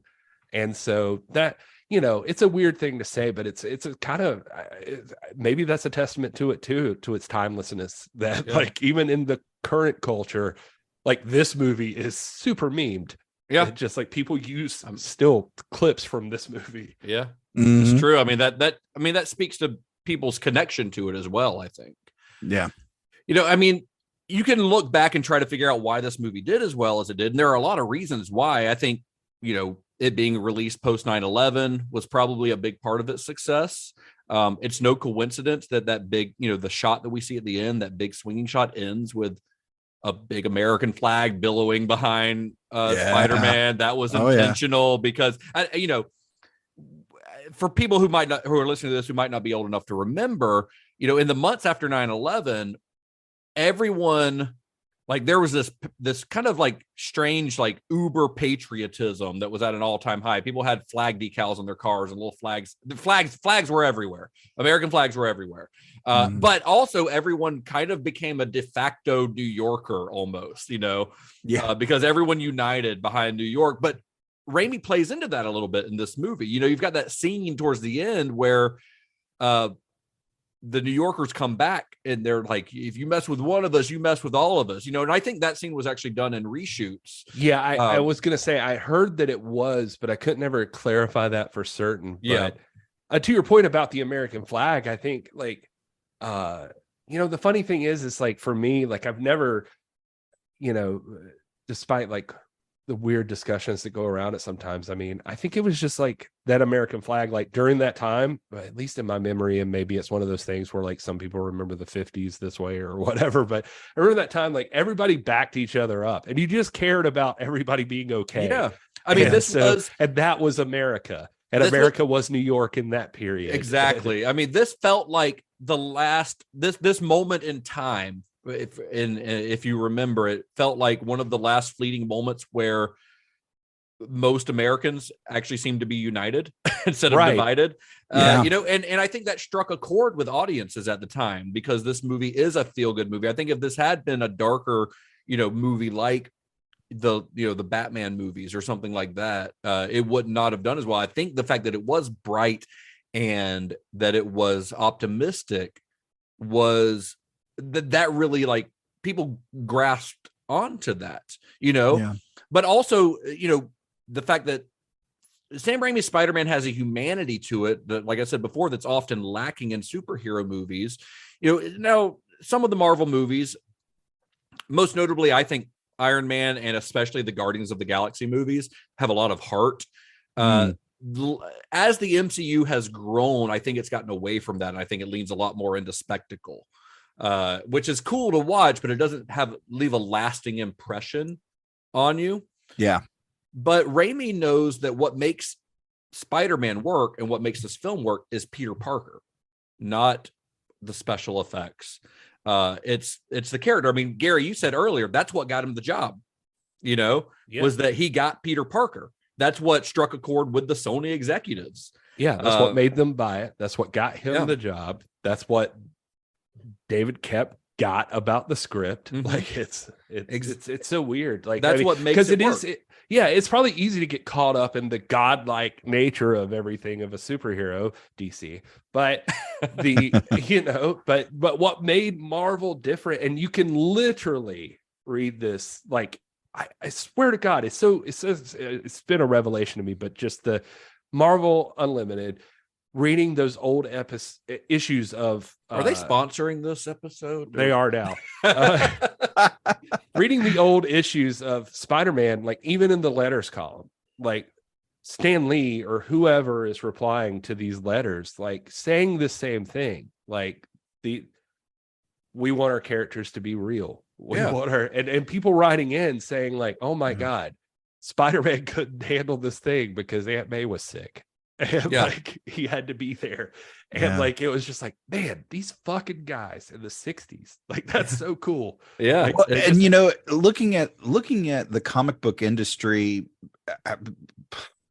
seconds after 9/11 happened, Captain America got relaunched. There was the very famous Black issue of Spider-Man, which I was is thinking about that. it's Peter at ground zero, and it really kind of brought things into focus for it's aimed at comic book fans, but the idea of what a hero was, and the idea that in this bright world there is darkness. You can't have brightness without darkness. And I think Sam showcases the brightness of this world by having it juxtaposed with some darkness. We spoke earlier about that look in his eye after he gets to, say the line back to the guy of, I failed to see how that's my problem or something.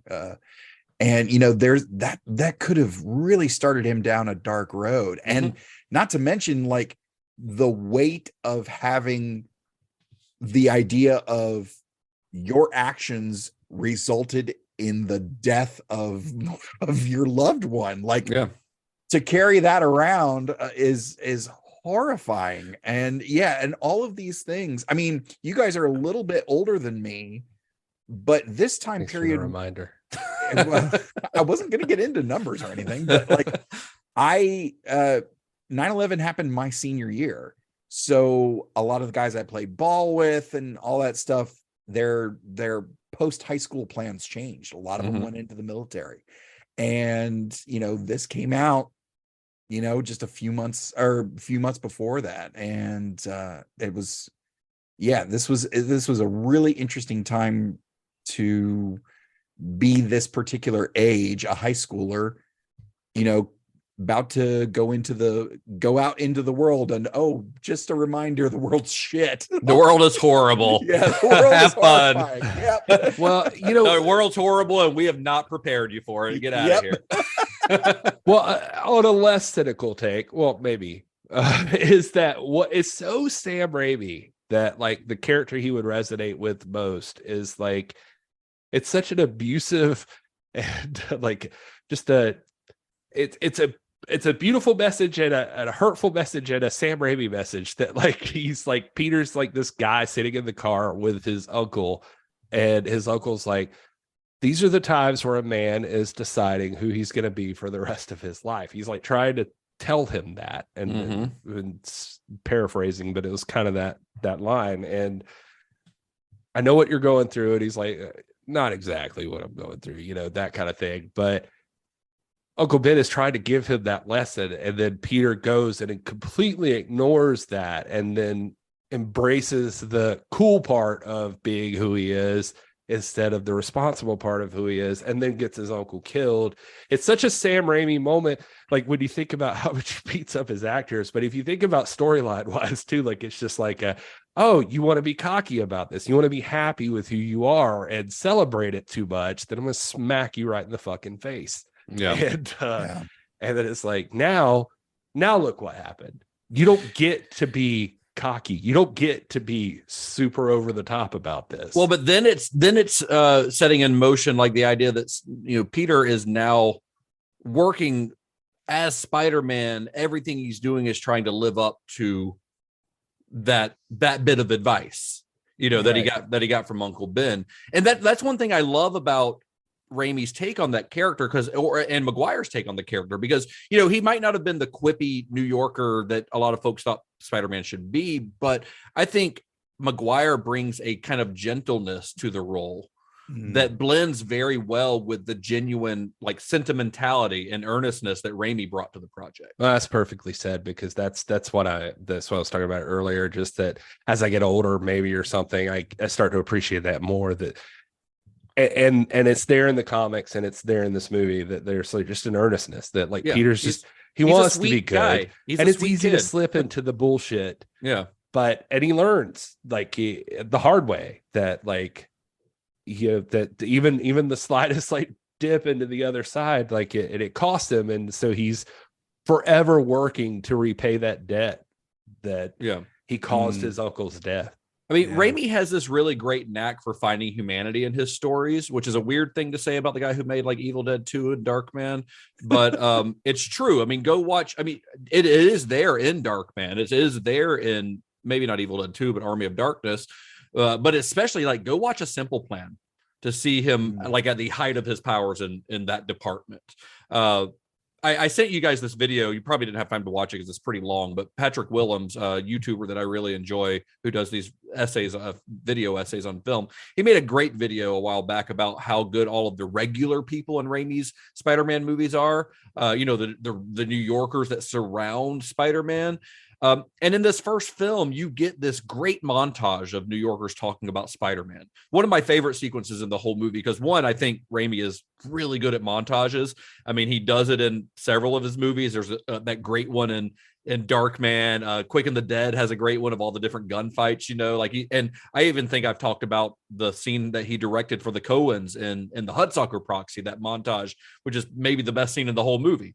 He's just really good at it. But what he does here, he's got this funny little montage that functions from a storytelling standpoint to show the audience that Spidey's fame is kind of growing. He's getting better at being a superhero. But it also is kind of Raimi grounding his story in a real time, in a real place. This is not Metropolis or Gotham. This is New York. These are real people that he's helping out. And it's a reminder that at its heart, Spider-Man is always going to be the friendly neighborhood Spider-Man. Just this awkward kid from Queens who works at a street level.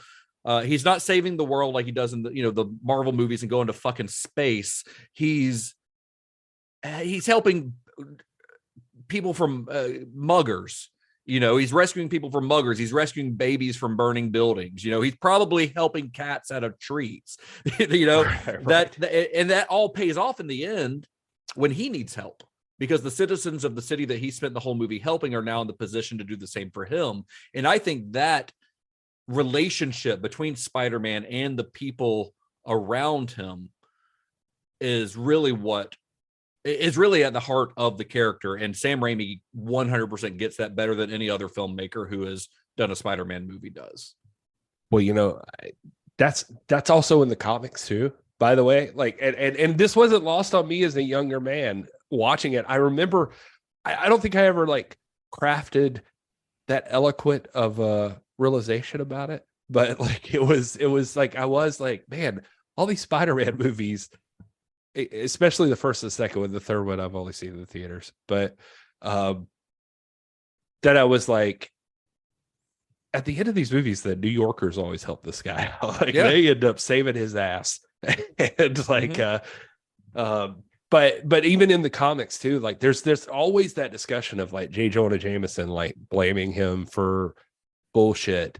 And the New Yorkers, they'll have those conversations in the early comics, like the New Yorker saying, like, I don't know, like it looked out for me when this happened, right. Like, oh, I've only ever seen him do this. It's so weird. Like, press keeps saying this, but that dude was good to me the other day. Like, he looked out for me, like, and it's kind of interesting. All right, well, guys, I think we're about to wrap things up, but before we do, let's do one of our favorite segments on the show. We're going to get into further viewing. This one's a little weird because it's part of a franchise that we know has a couple more movies. So, so obviously further viewing, the obvious choice is Spider-Man 2. But aside from Spider-Man 2, Spider-Man 3, if you were going to pair this with another movie, The Amazing Spider-Man, that's not a Spider-Man movie. If you're gonna pair it with another movie, Spidey and His Friends, is that have they made that one yet? I think that Spider-Man was the Homecoming company. Okay. What would your choice be? We'll start with you, Todd. What are you gonna do as a double feature with you own a movie theater, you're showing Spider-Man? What's the secret double feature? Okay, secret double feature, lovable nerd who just trying to do good in the world. 1994, directed by Mike Bender, written by J.F. Lawton and Damon Wayans. Oh God. Blank Man. Blank Man? I like Blank Man. I don't think it gets enough. To be fair, I haven't seen it in 20 years, so I can't. But I do remember Blank Man. Oh yeah, I think that would be a fun pairing. Another interesting out of the box choice from Todd. What have you got, Gary? Oh man, I can't beat it. I don't know. So I've got, I guess, two, and they're both still superhero movies because I don't know, it's a superhero movie. It's hard to think outside of that for the thing, but I would go with one just because of me, because something resonates there that I think is really good is the original Captain America. I like that story, and the one from the 90s, the Albert Pion Captain America. Fair enough. No, Captain America, the first Avenger is the one I'm thinking of, directed by Joe Johnston. I think it carries the parts I love about Captain America similarly to what I love about Spider-Man. I always loved Steve Rogers just because of this man out of time and the idea that the same earnestness and innocence of like a guy that's just trying to go in and serve, like to enter public service and to like be available. All he wants is to just serve his country, to serve the people that he cares about, and getting these superhuman abilities and blah blah blah. And anyway, I think Captain America: The First Avenger does a really good job of that. But I would throw that one in there, and then I would probably say Richard Donner's original Superman, like just because there's no way that you can't. Because Chris Reeves comes off as a real dork. So and I just mean the earnestness of it is mainly what I'm about. I agree. That's actually my pick is Richard Donner Superman because of the same thing. It's an origin story. It's very earnest. It very much feels like it is, an adaptation of the comic book.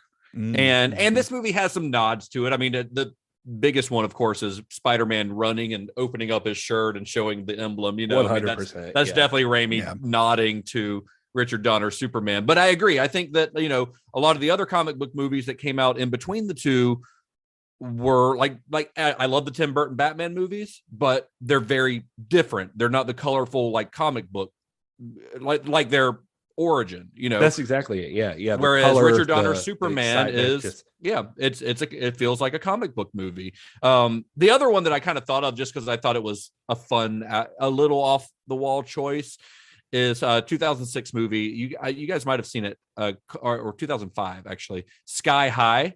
Do you guys remember Sky High? I forgot about that movie. I forgot about that. I just was thinking of like high school stuff. Like I was thinking of like teenagers as superheroes. And Kurt Russell is a gym teacher.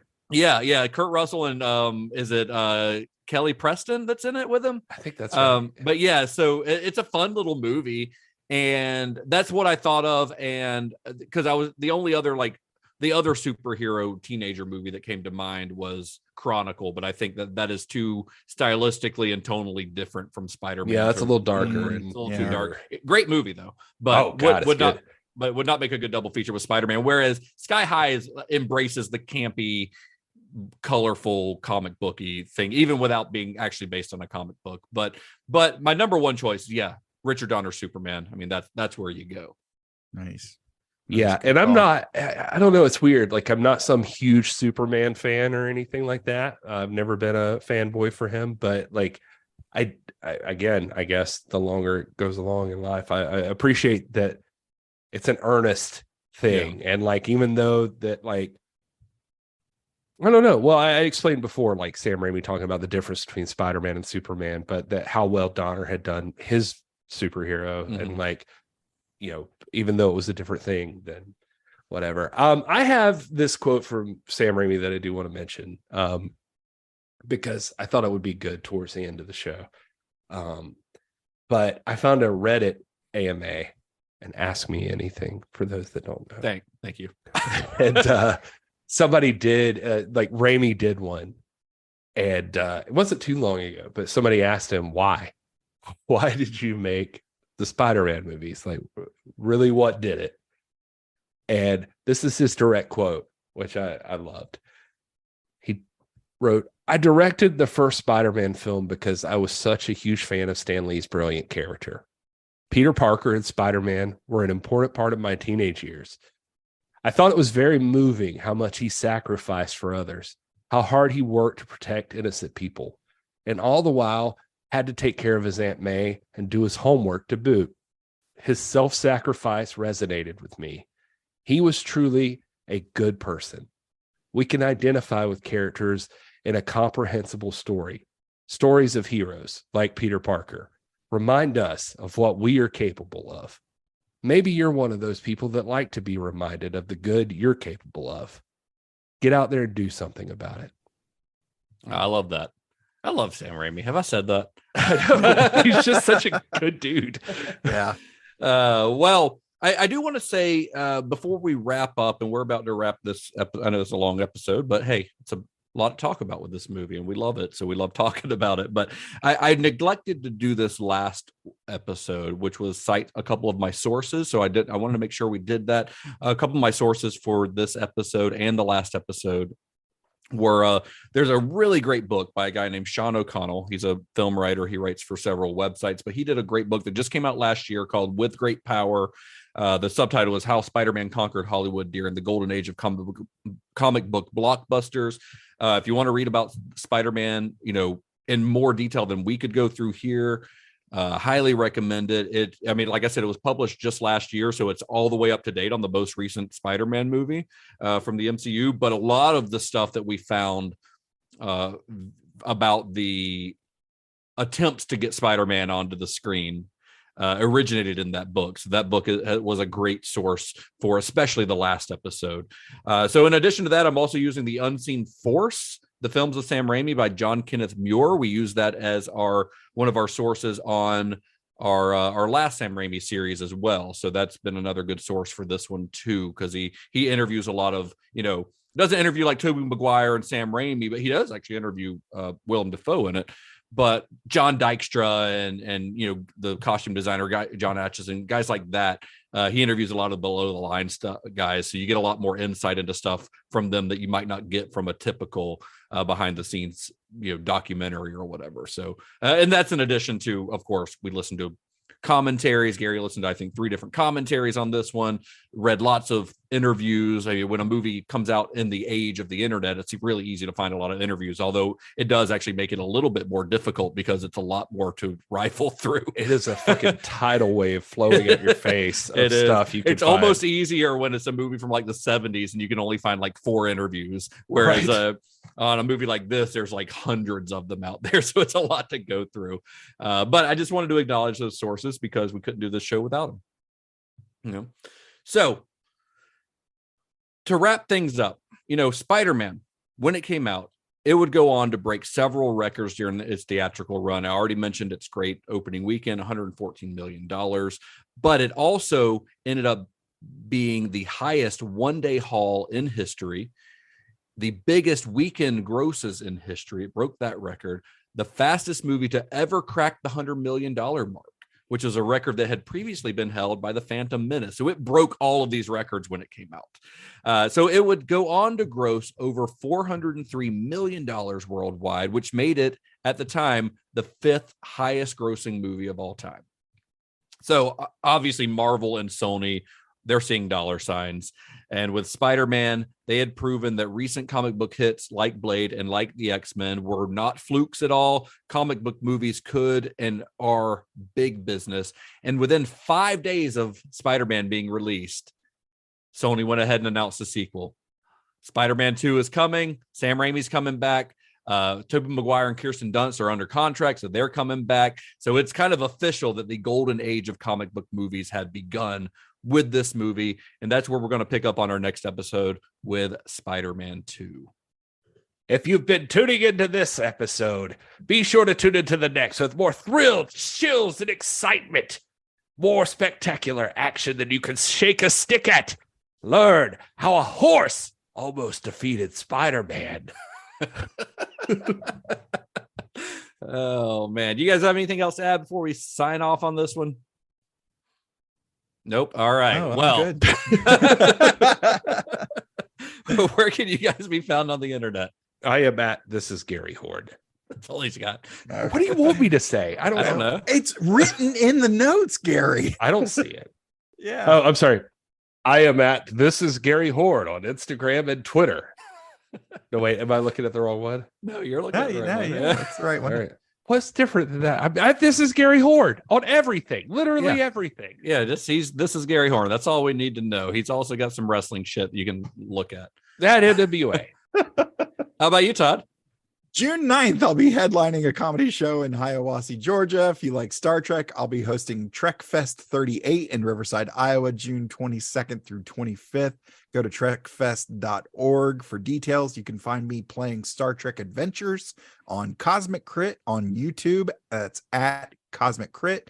I'm also working my way through the entire Star Trek franchise in chronological order on my show, Computer Resume Podcast, available now wherever you get your podcasts and on social media at Computer Resume. And I'm at Mr. Todd A. Davis on Facebook, Twitter, Instagram, Letterboxd, and D&D Beyond, as long as they behave themselves. And still plugging your letterbox. It cracks me up. It's like me plugging my MySpace page. Like I don't even know the login anymore. Man, I have been on my Letterboxd. It's also at This is Gary Horne still, by the way. Yeah, this is Gary Horne on Letterboxd. I am Justin_Bishop on Instagram, also on Twitter, and also on Letterboxd. You can find the show at cinema_shot on Instagram and Twitter. We're also on Facebook. You can check out all of our episodes as well as links to our Discord and all of our merch at cinemashock.net. As always, like, rate, review, and share us with all your friends. And until next time, may the wings of liberty never lose a feather. And be excellent to each other. He asked me what I thought about you. I said, Spider-Man. I said, the great thing about Johnny is when you look in his eyes and he's looking back in yours, everything feels not quite normal because you feel stronger and weaker at the same time. You feel excited and at the same time terrified. The truth is, you don't know what you feel, except you know what kind of man you want to be. It's as if you've reached the keys and you weren't ready for it. Or something like that. Well, bravo, I guess. Thank you. All right. Well, that's a wrap.